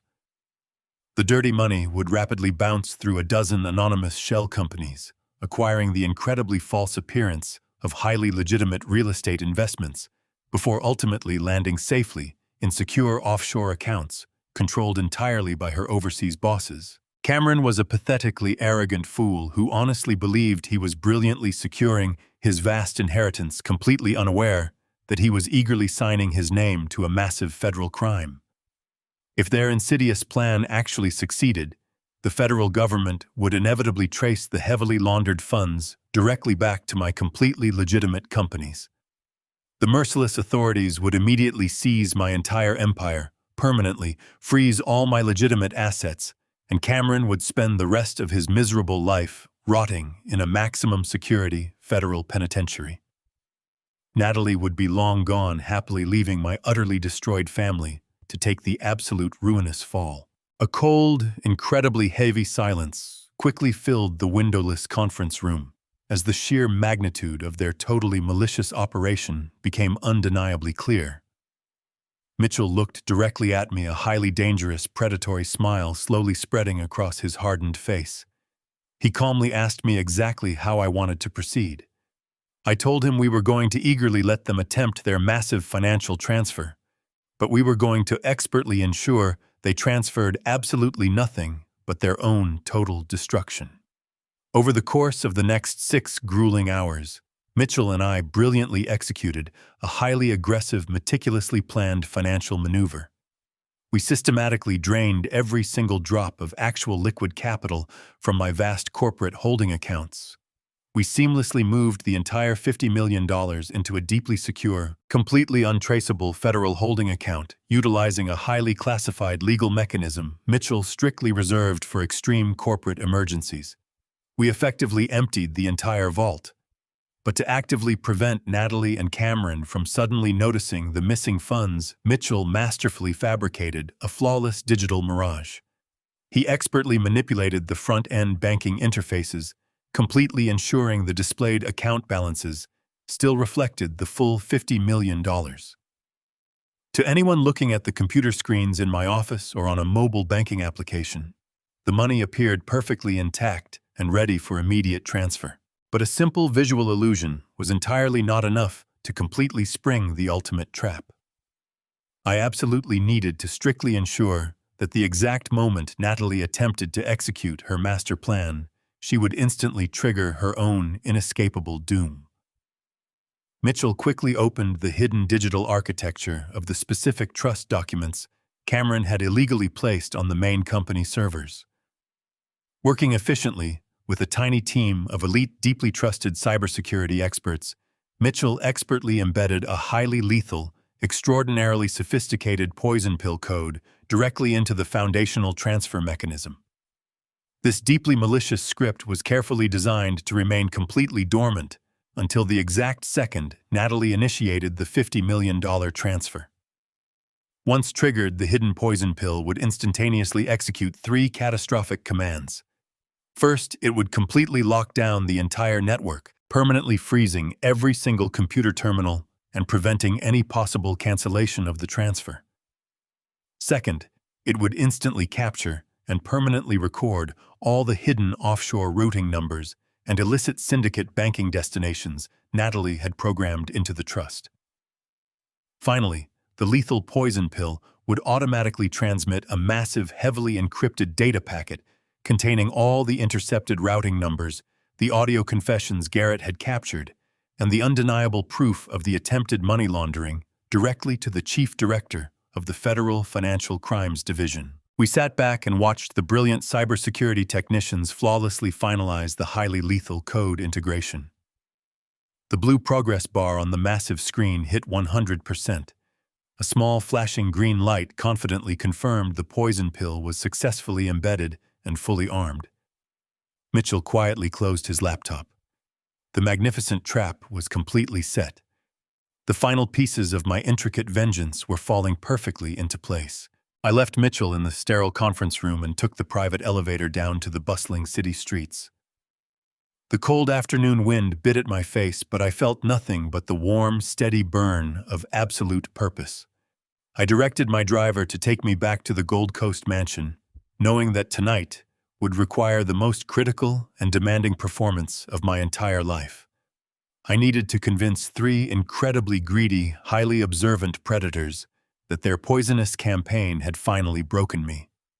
I needed them to believe that the mighty titan of commercial real estate was now nothing more than a terrified, deteriorating old man, desperately clinging to his last shreds of dignity. When I arrived home, the evening shadows had already stretched across the manicured lawns. Diana had returned from her luxurious spa weekend, her skin glowing, and her demeanor casually dismissive. Cameron and Natalie had also arrived for our customary Sunday family dinner, a ritual I had insisted we maintain to project an image of familial unity. I slowly walked through the grand foyer, intentionally dragging my left foot and allowing my shoulders to slump under an invisible, crushing weight.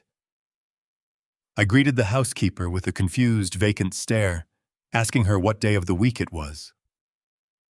I could see Diana watching me from the parlor, her eyes narrowing with calculated assessment as I shuffled past her.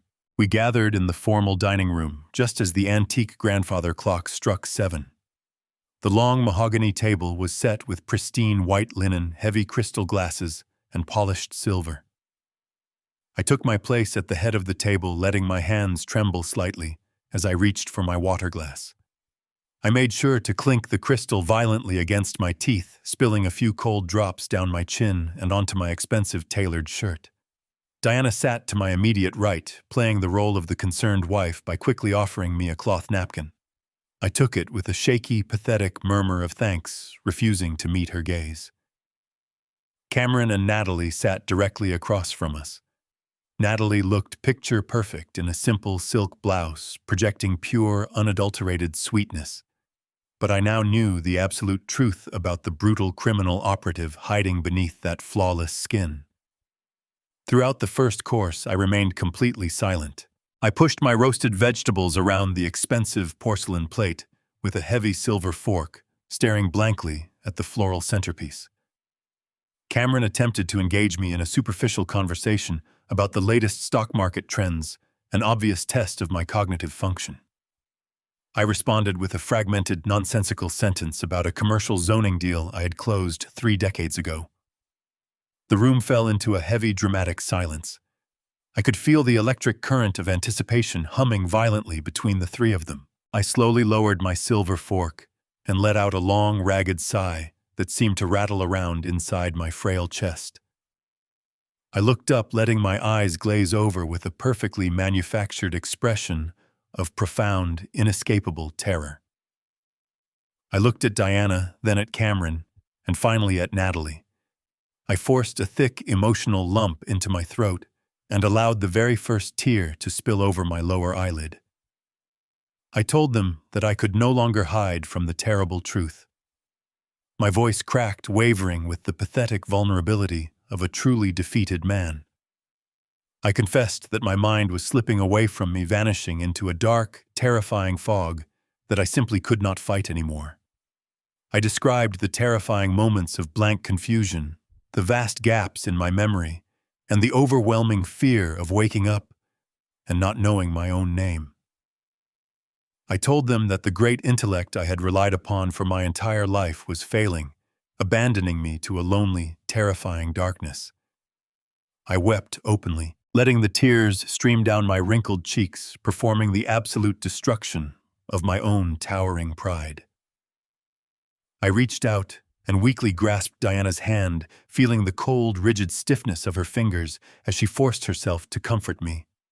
I told her I was so incredibly sorry for becoming such a massive burden to her. Then I turned my tear-stained face toward my son. I told Cameron that I had spent my entire life building an empire from absolutely nothing, sacrificing my youth and my energy to ensure my family would never experience the bitter sting of poverty. But I knew that my time at the helm was rapidly coming to a tragic end. I told him that I could not bear the thought of my legacy crumbling into ruin because I was too stubborn to step down. I took a deep, shuddering breath and delivered the ultimate bait. I announced that I was finally ready to surrender. I told them that I had contacted my corporate attorneys earlier that afternoon to finalize the ultimate transition of power. I stated that this coming Friday night I would formally sign the comprehensive estate transfer documents. I would legally relinquish my total executive authority, willingly surrender the commercial holdings, and formally place my entire liquid fortune into the new trust fund Cameron had prepared. I told them I wanted to finalize the transition while I still possessed enough mental clarity to recognize my own signature. I wanted to hand them the absolute keys to the kingdom before I lost my sanity completely. Friday night would be the definitive end of my reign and the glorious beginning of theirs. The reaction was immediate, powerful, and utterly sickening to witness. They desperately tried to mask it beneath thick layers of manufactured sympathy and gentle reassurances, but they could not hide the raw, predatory triumph blazing brightly in their eyes. Diana squeezed my hand, offering me a soft, patronizing smile, while murmuring that it was the right decision for everyone. But I saw the tight tension instantly drain from her shoulders, replaced by a radiant, deeply sinister satisfaction. She thought she had finally won her ultimate freedom and her massive fortune. Cameron sat up straighter in his chair, puffing out his chest with sheer unearned arrogance. He solemnly promised me that he would protect the company and honor my legacy. He looked at me not with a devoted son's love, but with the cold, calculating gaze of a scavenger standing over a fresh carcass. But it was Natalie who provided the most chilling reaction of all. She maintained her sweet, innocent expression, reaching across the table to gently touch Cameron's arm in a show of supportive solidarity. Yet in the microscopic tightening of her jaw, and the dark, predatory gleam flashing deep within her eyes, I saw the true face of the international syndicate operative. She thought she had successfully manipulated a billionaire into willingly handing over $50 million of perfectly clean commercial assets. She thought her brilliant laundering operation was mere days away from total, glorious execution. They were absolutely convinced that they had outsmarted me, that my legendary intellect had finally surrendered to the ravages of time. They were blindly walking straight into the most devastating ambush I had designed. By Thursday evening, the tension within the mansion had reached an almost unbearable peak. I maintained my facade of a broken old man shuffling aimlessly through the hallways. Diana left the estate shortly after dinner, claiming she needed to meet a friend. I knew exactly where she was going. As her vehicle cleared the security gates, I descended into the isolation of my subterranean wine cellar. The heavy oak door clicked shut behind me, sealing me inside the cold bunker. I sat in my leather reading chair and activated the encrypted tablet. The array of high-resolution monitors flickered to life, illuminating the dark concrete walls with a blue digital glow. I bypassed my own cameras and pulled up the live feeds from Cameron's downtown penthouse.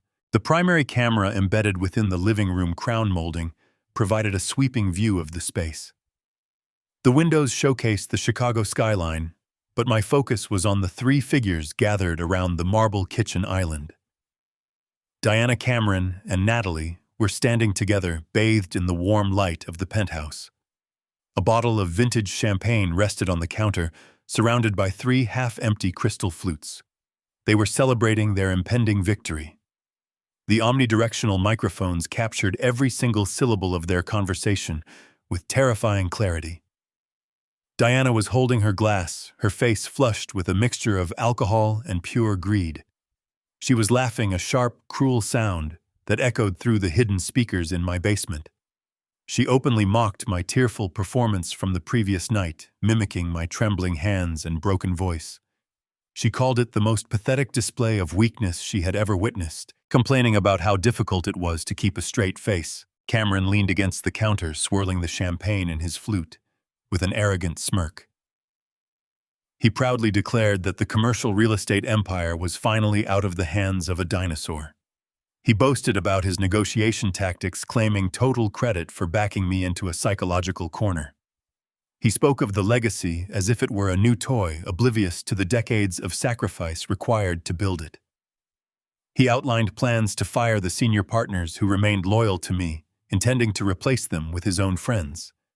He was blind to the fact that his supposed brilliance was nothing more than an orchestrated manipulation.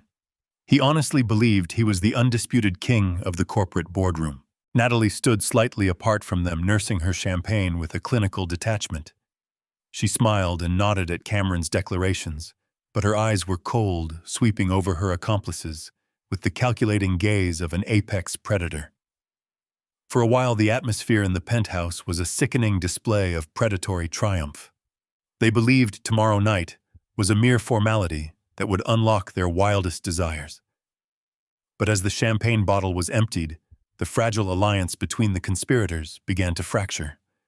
The celebratory mood evaporated, replaced by the brutal reality of dividing the stolen spoils. Diana was the first to draw a weapon in this verbal war. She slammed her crystal flute onto the counter, the sharp crack silencing Cameron's arrogant monologue. Her voice dropped into a harsh, demanding register. She looked at her stepson and demanded that her share of the liquidated assets be transferred into her accounts by Monday morning. She stated that she had endured years of a suffocating marriage, and she refused to wait a single day longer for her payout. She wanted her money, and she wanted complete separation from the family name. The sheer entitlement in her voice was staggering. She spoke as if she had earned every single penny through hard labor, ignoring the fact that she was actively conspiring to murder her husband to acquire it. Cameron bristled immediately, his arrogant smile vanishing into a defensive scowl. He pushed himself off the counter, stepping aggressively toward his stepmother. He told Diana that she was out of her mind if she thought he was going to execute a multi-million-dollar transfer the first business day after his father surrendered control. He argued that moving that much liquid capital so rapidly would trigger a catastrophic series of federal audits. He demanded that she remain patient, explaining that the money needed to quietly settle within the newly established trust fund. He insisted that he needed to establish his authority over the corporate board first. He told her she would get her money when he decided it was safe and not a second sooner. The argument escalated with blinding speed. Diana's face flushed with violent rage. She stepped closer to Cameron, her voice rising to a shrill pitch. She accused him of attempting to cut her out of the deal entirely. She aggressively reminded him that without her constant administration of the synthetic poison, my mind would never have deteriorated.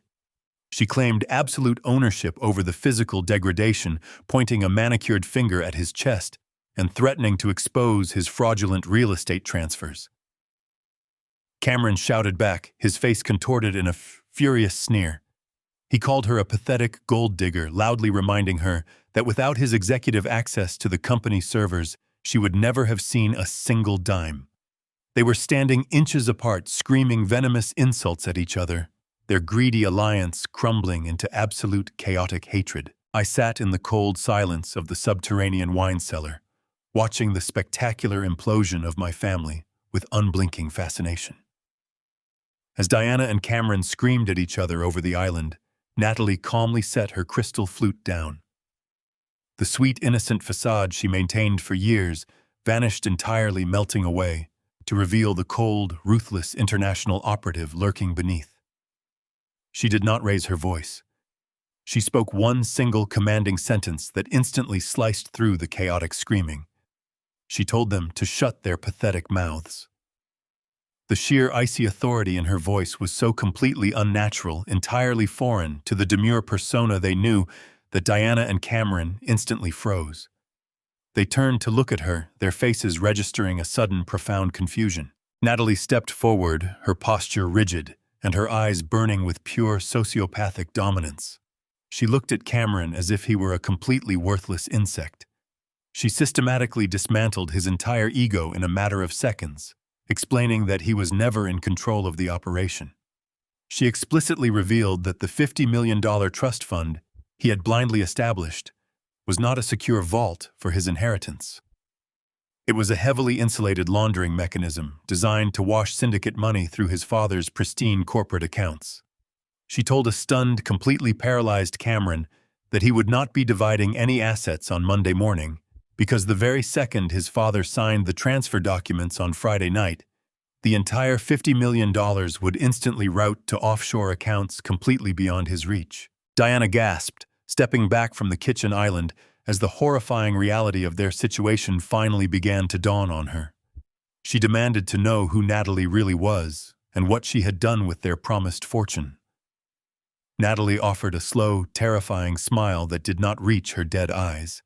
She explicitly informed Diana that if she ever raised her voice or threatened to expose the operation again, she would be quietly and efficiently permanently neutralized. Natalie explained that she worked for people who did not tolerate greed, incompetence, or threats. She dictated the new absolute reality to her two paralyzed victims. They would smile, they would play their roles tomorrow night, and they would gratefully accept whatever microscopic fraction of the money her employers decided to leave behind. I watched from the dark, perfectly still, as the ultimate predators realized they had been the prey all along. The heavy, suffocating silence in the penthouse following Natalie's chilling ultimatum hung in the air like toxic smoke. Natalie turned on her heel, her designer heels clicking against the polished hardwood floor, and retreated toward the guest bedroom, leaving Diana and Cameron standing frozen in the center of the kitchen. The moment the bedroom door clicked shut, the fragile remnants of their maintained composure shattered into 1,000 jagged pieces. Panic, raw and entirely unfiltered, began to rapidly radiate from my treacherous wife and the pathetic man I had foolishly believed for over 3 decades to be my only beloved son. Diana began to pace the length of the marble island, her hands trembling violently as the terrifying reality of their precarious situation finally took hold. If Natalie controlled the trust mechanism, they were going to be left with absolutely nothing but worthless financial scraps. Diana stopped abruptly, her eyes locking onto Cameron with a terrifying, desperate intensity. She lowered her voice to a vicious, frantic whisper, insisting that their entire master plan had been compromised by an outsider. She stated that they simply could not afford to wait for the scheduled meeting on Friday night. She argued that if I legally signed those transfer documents, the $50 million fortune would instantly vanish into the overseas syndicate's offshore accounts, leaving them vulnerable and entirely destitute. She stepped closer to him, her face twisting into a mask of pure, unadulterated malice. She demanded that they abandon the constructed legal transfer protocol immediately. She instructed Cameron to massively increase the daily dosage of the synthetic neuromuscular blocking agent without any further delay. She explicitly stated that she wanted the biological collapse to happen tonight, while I slept. She coldly reasoned that if I died unexpectedly before signing the finalized papers, my original will would automatically dictate the division of the estate, temporarily tying the assets up in lengthy probate proceedings, but legally keeping the immense fortune safely out of Natalie's lethal, thieving grasp. Cameron recoiled from her as if she had caught fire. His face drained of all remaining color, replaced by a sickening, translucent shade of pale gray. He frantically shook his head back and forth, his trembling hands raised defensively in front of his chest, as if to physically block her terrifying words. He stammered incoherently, his voice cracking painfully under the crushing, suffocating weight of sheer terror. He told Diana that she had absolutely lost her mind to even suggest such a profoundly dangerous course of action. He forcefully argued that a sudden, unexplainable death just 48 hours before a massive, highly publicized corporate handover would immediately raise massive red flags across the entire medical community. He frantically explained that the local authorities would undoubtedly order a full, comprehensive, and highly intrusive medical autopsy. The synthetic poison, while brilliantly designed to slowly mimic severe dementia over a prolonged period of time, would be glaringly obvious to any competent toxicologist if administered in a massive lethal overdose. The medical examiner would easily find the toxic chemical markers flooding my bloodstream, and the resulting homicide investigation would inevitably lead the homicide detectives directly to their front doorstep. Cameron practically begged her to listen to basic reason, frantically insisting that going to a federal prison for premeditated murder was infinitely worse than losing the $50 million trust fund to Natalie. Diana simply stared at him, her chest heaving with furious, ragged breaths as she processed his pathetic display of cowardice. The absolute, unvarnished contempt burning in her eyes was truly terrifying to behold. She did not see a loyal partner, and she certainly did not see a beloved son standing before her. She only saw a pathetic, cowardly obstacle standing directly between her and the immense wealth she felt entirely entitled to claim. Without a single word of warning, she raised her right hand and struck Cameron across the face with devastating, unrestrained force. The sharp, violent crack of her palm against his cheek echoed loudly through the spacious penthouse kitchen, registering with crystal clarity through the hidden microphones in my underground surveillance command center. Cameron stumbled backward into the stainless steel refrigerator, clutching his rapidly reddening face in absolute shock, far too stunned to even utter a sound of protest. Diana aggressively stepped into his personal space, pointing a rigid, perfectly manicured finger directly at his chest. Her voice dropped into a lethal, venomous hiss that literally chilled the blood flowing through my veins. She told him to immediately stop acting like a pathetic, weak coward. She screamed that she had not sacrificed 34 years of her life playing the devoted, caring wife to a man she entirely despised, just to lose absolutely everything because her supposed son was too terrified to properly finish the job. And then, with a twisted, utterly sadistic sneer, she delivered the final life-altering, crushing blow. She told Cameron that he had absolutely no legal or moral right to inherit a single dime of the corporate empire. She leaned in even closer, her voice dripping with pure, unadulterated malice, and explicitly stated that he was not my biological son. She confessed with terrifying, arrogant pride that she had deliberately and maliciously trapped me over 3 decades ago. She had entirely fabricated the circumstances of her pregnancy, utilizing a brief, meaningless affair with a worthless, small-time grifter she had met in a cheap, filthy downtown motel. She had expertly manipulated my fundamental sense of honor and deeply ingrained morality, forcing me into a lifelong marriage built entirely upon a colossal, unforgivable lie. She stared directly into his horrified, tear-filled eyes and cruelly informed him that he did not possess a single drop of my blood, my soaring intellect, or my relentless drive. He was merely a convenient, biological prop she had expertly utilized to permanently secure her unassailable position within my immense growing fortune. She vehemently vowed that she would not allow the weak, pathetic son of a nameless con artist to ruin the massive financial operation she had spent her entire adult life meticulously orchestrating. Down in the absolute silent darkness of the subterranean wine cellar, I sat completely immobilized in my heavy leather reading chair. My beating heart turned to absolute solid ice within my chest. The steady rhythmic hum of the digital server racks faded into a dull, distant roar as the sheer, unimaginable magnitude of her deception permanently shattered my entire reality. 34 years. I had spent 34 grueling years building a magnificent commercial empire specifically to secure the prosperous future of a child who was not even mine. Every personal sacrifice, every sleepless late night in the corporate boardroom, every single ounce of paternal pride I had ever felt was entirely based on a meticulously crafted, sociopathic illusion. I stared blankly at the glowing monitor, silently watching the vicious woman I had married and the terrified stranger I had called my son. I was no longer a betrayed father or a tragically deceived husband mourning a lost family.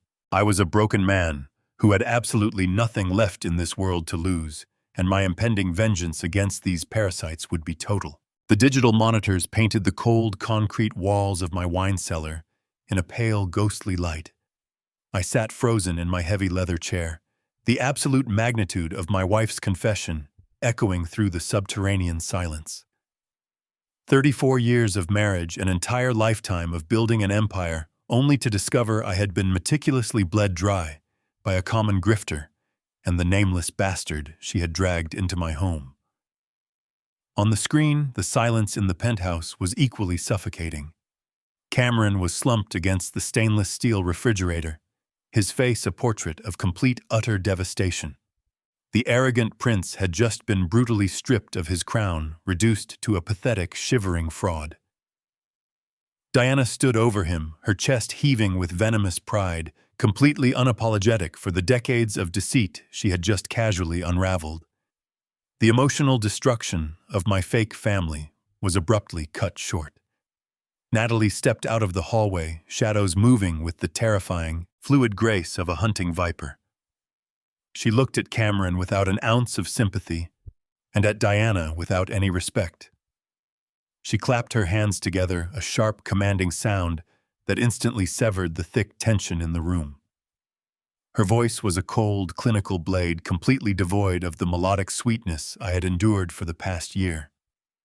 She announced that the time for pathetic domestic melodrama was over, and the time for executing the final operational protocol had officially arrived. Natalie walked slowly toward the marble kitchen island, her eyes locked onto the two trembling frauds before her. She calmly explained the precise nature of her presence in their miserable lives. She told Cameron that she had never loved him, that she had never even found him remotely tolerable. She stated that their entire relationship, the lavish engagement, the meticulously planned future, was nothing more than a highly lucrative $2 million contract. She revealed that her employers required a completely spotless domestic front to infiltrate my corporate accounts. They needed an impeccably clean, seemingly innocent identity to bridge the gap between their overseas syndicate and my heavily protected commercial empire. Cameron was merely the easiest, most gullible target her organization could identify. He was a vain, insecure man, desperate for validation, making him the perfect vehicle for a massive international money laundering operation. She told him that the engagement ring on her finger was a prop purchased with the syndicate's operational budget, and that she was a professional ghost hired specifically to drain the blood from an aging titan, while his foolish family clapped and cheered. Diana attempted to interrupt, sputtering a frantic question about the $50 million. Natalie silenced her with a single deeply terrifying look. She informed my treacherous wife the money was no longer a matter for negotiation.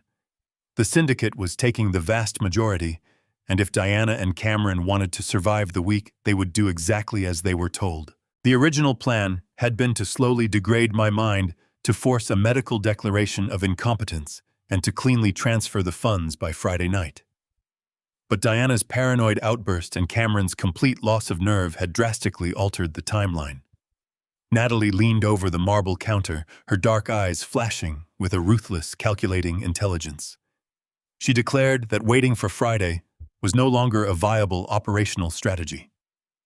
The internal conflict had made them sloppy, and she refused to risk her employer's capital on the fragile nerves of two bickering amateurs.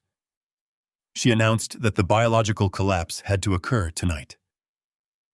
Cameron immediately began to protest, stammering again about the severe risks of an autopsy and the undeniable chemical markers of the synthetic poison they had been using.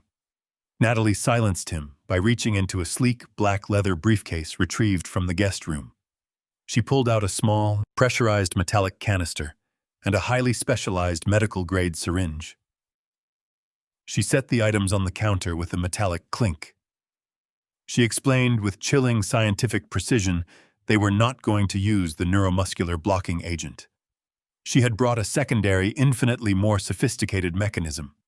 The canister contained a heavily concentrated, completely untraceable synthetic gas designed to induce a massive, catastrophic myocardial infarction. It was a flawless, invisible weapon. She detailed the exact method of execution. They would drive to the mansion under the cover of darkness.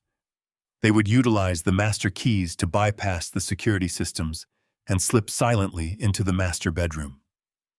Once inside, they would inject the concentrated gas directly into the reservoir tube of my nocturnal breathing machine. She meticulously outlined the biological reaction. As I slept, the breathing machine would pump the lethal, undetectable gas directly into my lungs. My heart would violently seize within minutes, mimicking a massive, entirely natural cardiac arrest. By the time the paramedics arrived in the morning, the chemical compound would have completely evaporated from my bloodstream, leaving absolutely no trace for the medical examiner. It would be officially ruled a sudden failure of an aging heart, a natural death accelerated by my recently diagnosed cognitive decline. The estate would instantly enter probate, but the holding trusts Natalie had established would remain completely insulated and primed for extraction.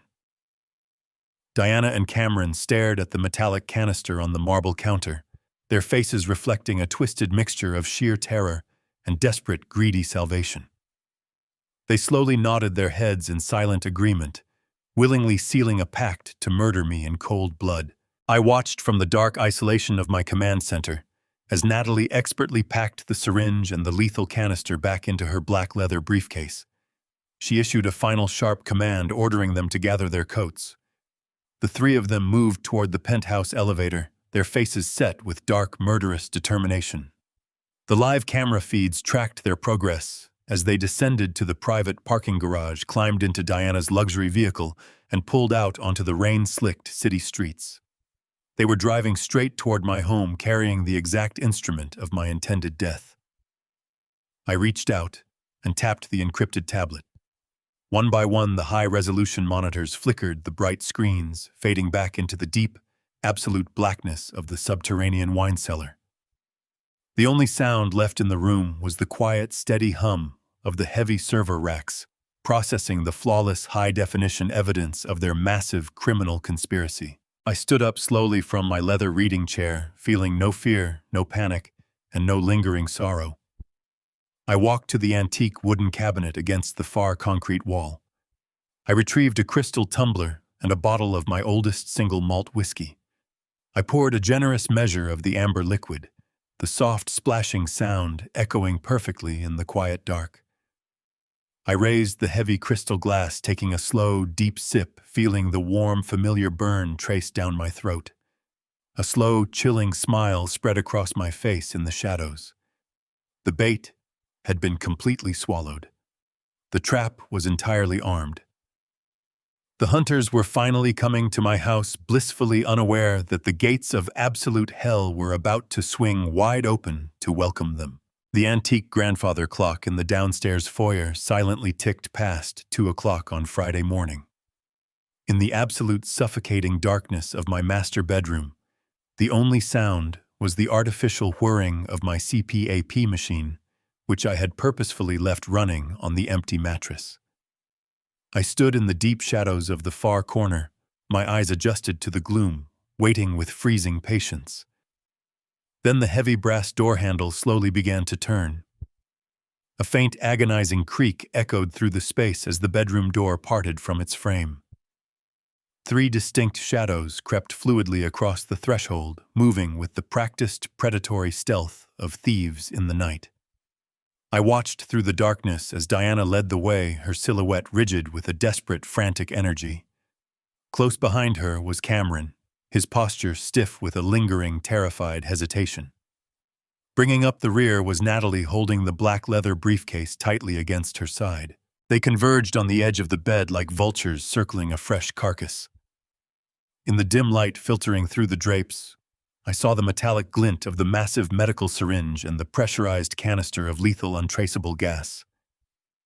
Diana reached out her hand steady with pure malice, prepared to inject the poison directly into the breathing tube and end my life forever. Suddenly, a brilliant, blinding wall of white floodlights exploded from the ceiling, instantly illuminating every corner of the vast master bedroom. The sudden glare was deafening in its visual intensity.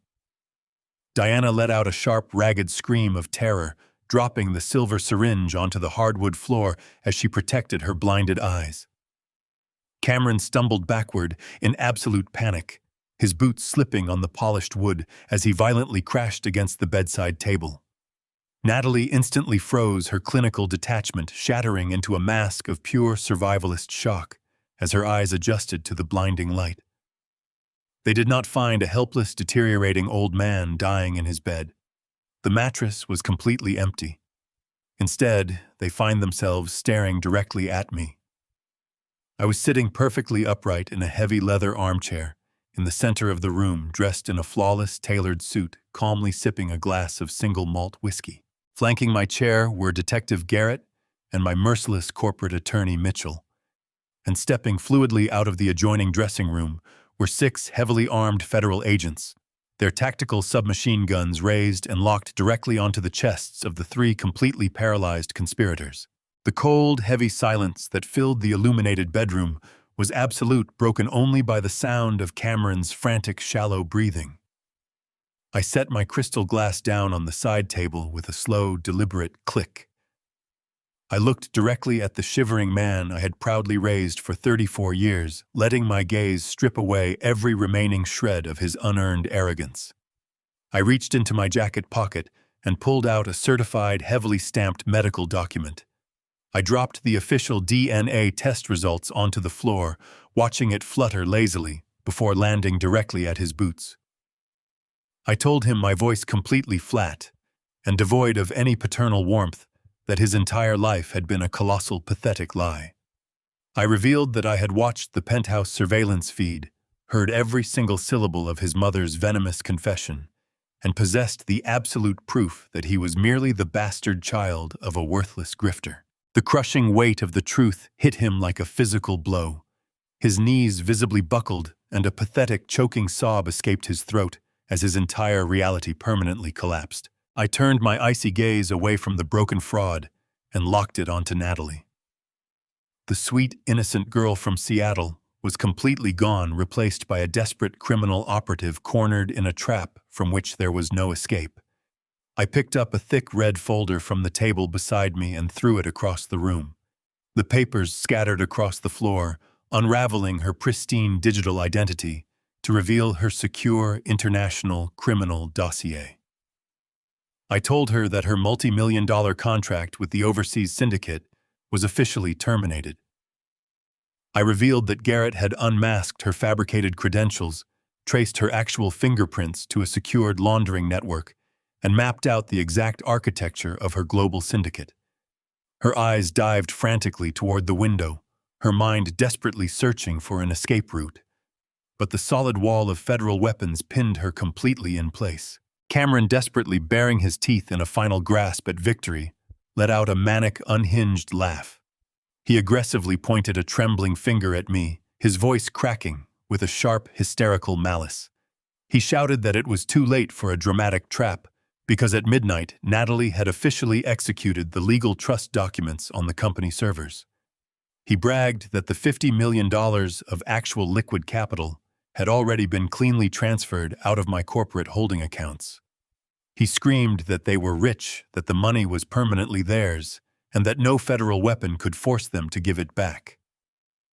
I watched his desperate display with pure, freezing contempt. I turned to Mitchell, who slowly opened his laptop, displaying a flashing green interface to the panicked conspirators. I delivered the ultimate, fatal masterstroke. I revealed to the horrified trio that the $50 million they saw on their banking interfaces was nothing more than a flawless digital mirage. I explained the true nature of the hidden poison pill code Mitchell had masterfully embedded within the foundational transfer mechanism. The exact millisecond Natalie initiated the wire transfer, the highly sophisticated automated script automatically executed 3 catastrophic commands. It permanently locked down their network, intercepted the hidden offshore routing numbers of their overseas bosses, and irreversibly donated every single drop of the $50 million directly to a federal anti-fraud fund. I told them they had transferred absolutely nothing but their own total destruction. They had left a pristine, immutable digital trail of international wire fraud money laundering, and attempted murder that directly connected their global syndicate to a massive federal investigation. The vault was completely empty, and they were utterly bankrupt. The realization of their inescapable ruin washed over them with devastating force. Diana collapsed to her knees, tearing at her hair, as she begged for mercy, her lifelong con ending in absolute failure. Cameron sank down beside her, weeping hysterically, like a broken child, as the cold steel of federal handcuffs clicked around his wrists. Natalie offered no resistance. She silently closed her eyes as an agent pinned her arms behind her back, her career permanently extinguished.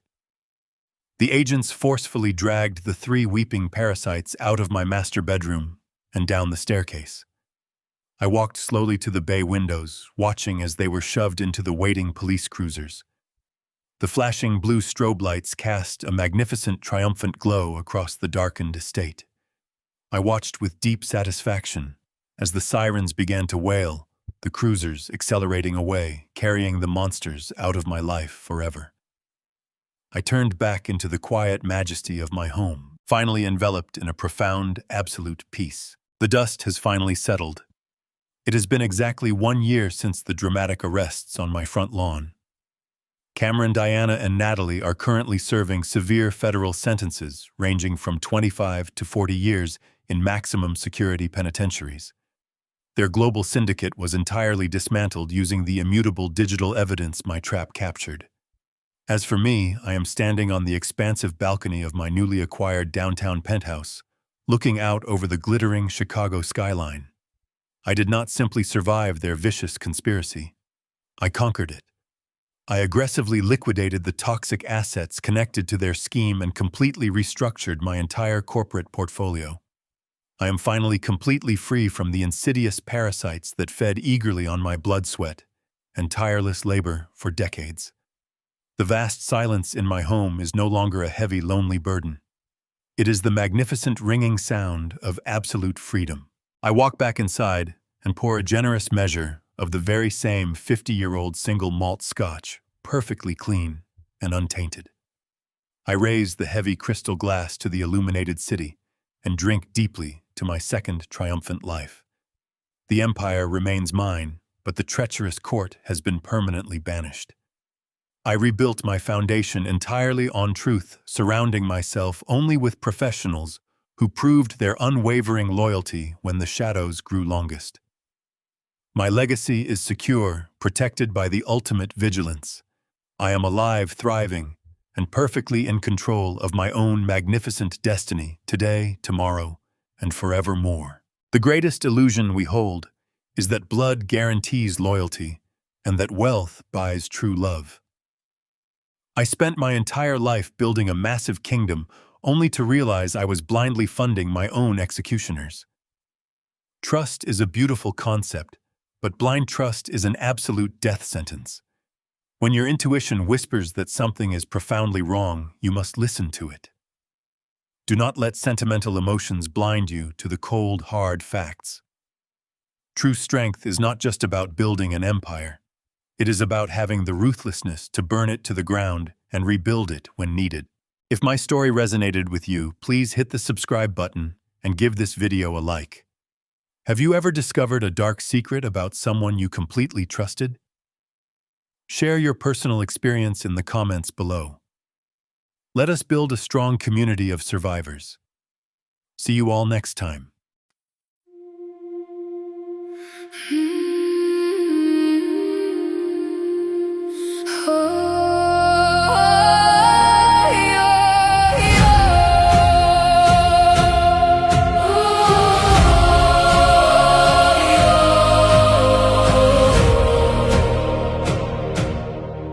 I used to ride upon your shoulders, thinking you could touch the sky.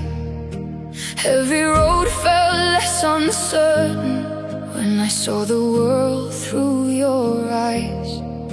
You were stronger than the mountains, taller than the northern pines. And when the winter winds were coming, you would stand between them and I. Time kept moving like the river. Years slipped slowly out to sea, but no matter where life took me, you were always part of me. I am my Father's daughter, in every step I take, in every time I choose to stand.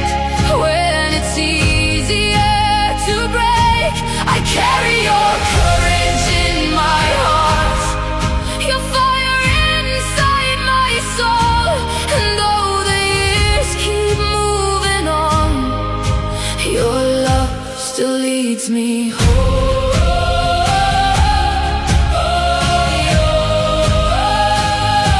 You taught me strength is not in power, but in kindness when it's hard. You taught me how to keep on going when the road grows cold and dark. Every lesson, every story, every laugh around the flame lies within me like an echo, calling softly through my name. And when I face my greatest battles, when I feel I can't go on, I can hear your voice beside me saying, child, you're stronger than you know.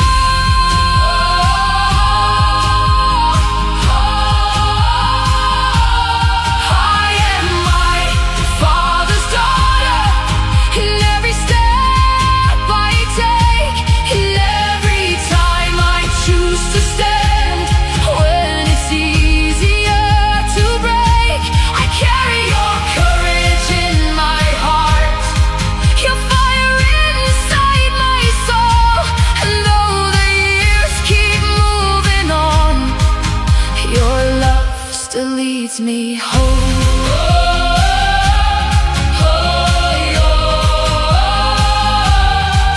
One day the snow will cover footprints, one day the fire will burn low, but the things a father gives his daughter are the things that never go. Not the gold or not the stories, not the battles that he won, but the quiet way he loved her and the woman she becomes. I am my Father's daughter, and I always will remain. Through every triumph, every loss, through every joy and every pain, the world may change around me, the stars may fade above, but I will always carry with me my Father's endless love. And when they ask me who I am, I'll smile and answer softly.